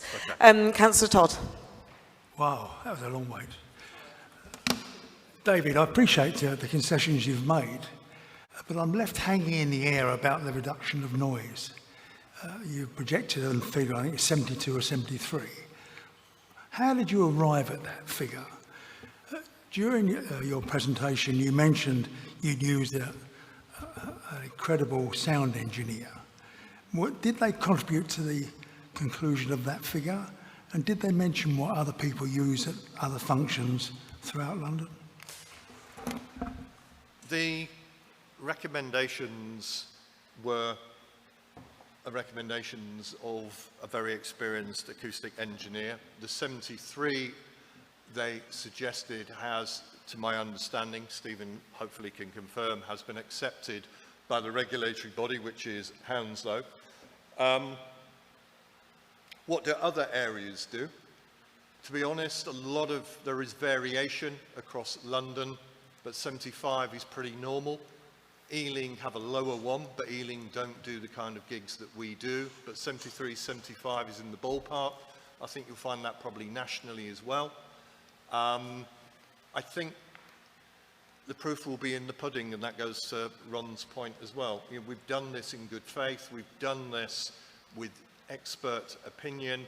We will be monitoring it. We work closely with Steve and always have done. Our aim here is to drastically reduce the number of complaints. And last year was exceptional. We had never had complaints like last year before. It took us, and I'll be honest with you all, it took us by surprise that some of, including Peter, that we were heard 1.x kilometres away. We'd never had that before, even when we had bigger shows. We've tried to respond to it, John, and we've done our best, but I haven't, it sounds flippant, I didn't make 73 up, it was recommended to us. That's fair enough. And can I ask Lorraine, if there is a flagrant abuse of sound, can your staff take immediate action to prevent, to close down, or what? Yeah, I mean, within the noise management plan, it contains, so the sound engineers that they should have the authority basically to instruct the engineers what to do. If they don't do that, then effectively they have the authority to end the event, which is because if they are going to exceed their license by, and that's what the sound measurements and the predictions will tell them, is if they're likely to be getting close to that level, it gives them the capacity to reduce it. By reducing the measurement period to 5 minutes, they haven't got that. So they've effectively got to keep a much flatter sound coming from the event, so you won't get those fluctuations that were previously there. The 75 dB is effectively industry standard across pretty much all London parks and most festivals. It's guidance that comes from the Noise Council, and as I said, it's likely to be updated, but the imposition of the low frequency restrictions and reducing the measurement period is what will have the impact. The actual reduction from 75 to 73 dB is from a human ear point, imperceptible, but the actual base frequency is the bit that will have the biggest influence, and also by reorientating stages to move some of that sound energy away from the most sensitive receptors. Okay, just so I'm on the licensing committee, so I'd like to develop one more question if I could. Yeah. Clearly, the licensing endorsement of 75 in hindsight was wrong. Secondly, should the licensing committee be better advised as to such matters as base level, and would that have been a second recommendation? Well, there is an ongoing requirement within this, so any new noise management plan for any future event, there will be an expectation that these are the minimum standards that will be required, and dependent upon post-event data, those may be put even tighter, so you may end up with lower recommended frequencies depending on, obviously, the outcome of other events. My final question, and thanks for your help. Do you have adequate equipment to measure sound and bass? Yes, we do, yes. Okay, thank you. Councillor Thompson. I live on Strand the Green. It was very, very loud last year. I'm just wondering why 10:30 on a Sunday evening? That sounds late. So I can, World City, music's important, young people, diversity, get all that. Saturday night. Half 10 on a Sunday. It's a while ago now, but there was a time before you when these concerts went on, when I'm trying to get me and my wife, both of us, 3 kids to bed at 7, 8 o'clock. On a Sunday evening, you say, why can't you finish at 9, 8? Is that just driven by the money? Obviously, you applied for it, and the council approved it. So why did both of you think 10:30 on a Sunday evening was acceptable? For most of us, there's no lie-in, is there, on a Monday morning? Many of us are up at the crack of dawn to get my case to school or wherever else we have to go to. It is a bit late. Councillor, that's your subjective view. That's the licence, and commercially, if you're coming and paying good money, as people have said, for an open-air music festival, a 10:30 stop is viewed by the industry as reasonable. They'd want to go on longer, I can assure you, and we're not having that, and your licensing committee would not permit that, and we never asked for it. To be honest, a lot of them have wound down by 10:15. We're looking to try and get them out by 10:10 if we can. Sunday's a difficult one because TfL sometimes have a slightly capricious approach to Sunday evening travel, and what I don't want are thousands of young or not so young people queuing up outside Acton Town because TfL has decided not to run a train, which I did have in 2019, and that was not great. So I hear your point, Councillor. We've got 10:30, we're not going to abuse it. Any other questions? Oh. Thank you. And thank you to Peter for your presentation. I agree that some concessions have been made, but we have been pushing it uphill since 2018. It's taken a long, long time for things to have changed at all, and we still haven't resolved the lose point. Could I ask, though, well, 2 main things, 3 main things, actually. We did say right at the beginning, residents right at the beginning said, please not 3 days in a row. And yet again, we've got 3 days in a row, 11th, 12th and 13th. It is going to be a nightmare for everybody. And I don't understand why, when there's such a large number of people saying this, we're still going on with 3 days in a row. Could I ask who ultimately is responsible for upholding the licence? At a residents' meeting recently, you gave the impression that it was really up to each festival organiser to meet the requirements, but my understanding is that you as licence holder, the park as licence holder, is responsible for upholding the licence. I'd quite like clarification on that. And you talk about debriefs afterwards, and I don't see anywhere in that group of people that meets any residents or any councillors. And I think your debrief should have residents' representatives at least, and a councillor as well.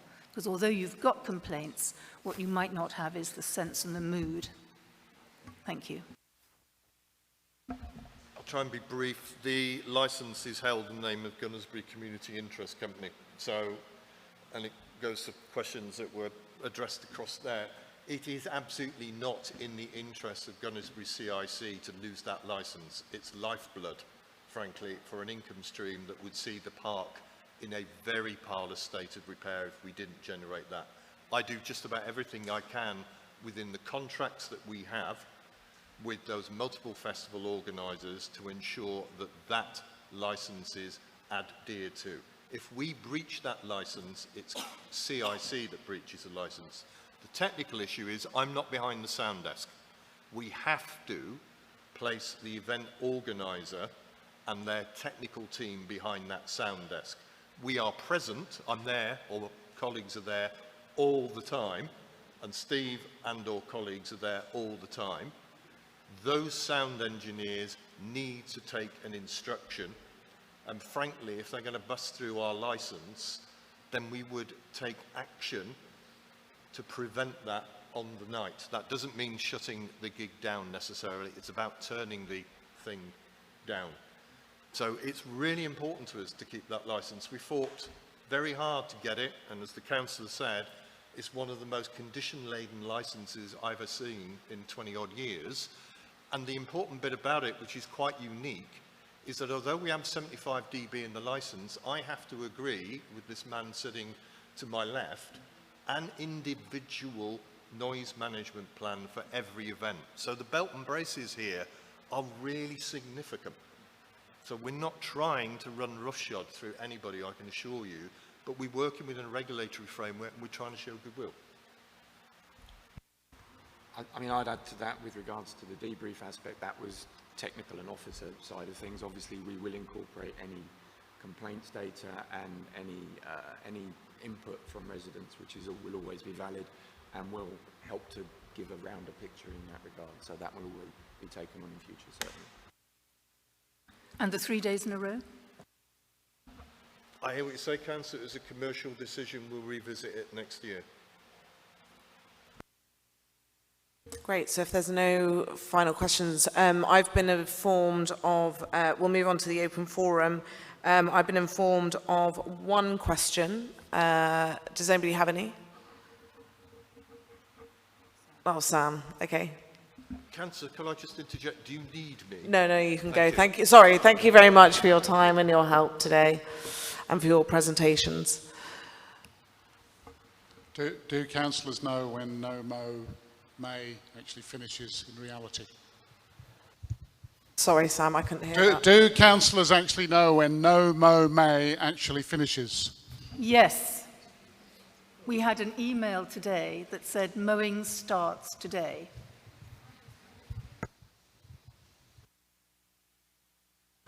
There you are, Sam. And the question from here? Yes, it's linked to it, really. This is about weeds and a specific road that hasn't been de-weeded. But I think that's true of many roads so far. They're gradually working through Chiswick. Has anybody had their roads done? Anybody happy? Anybody had roads weeded?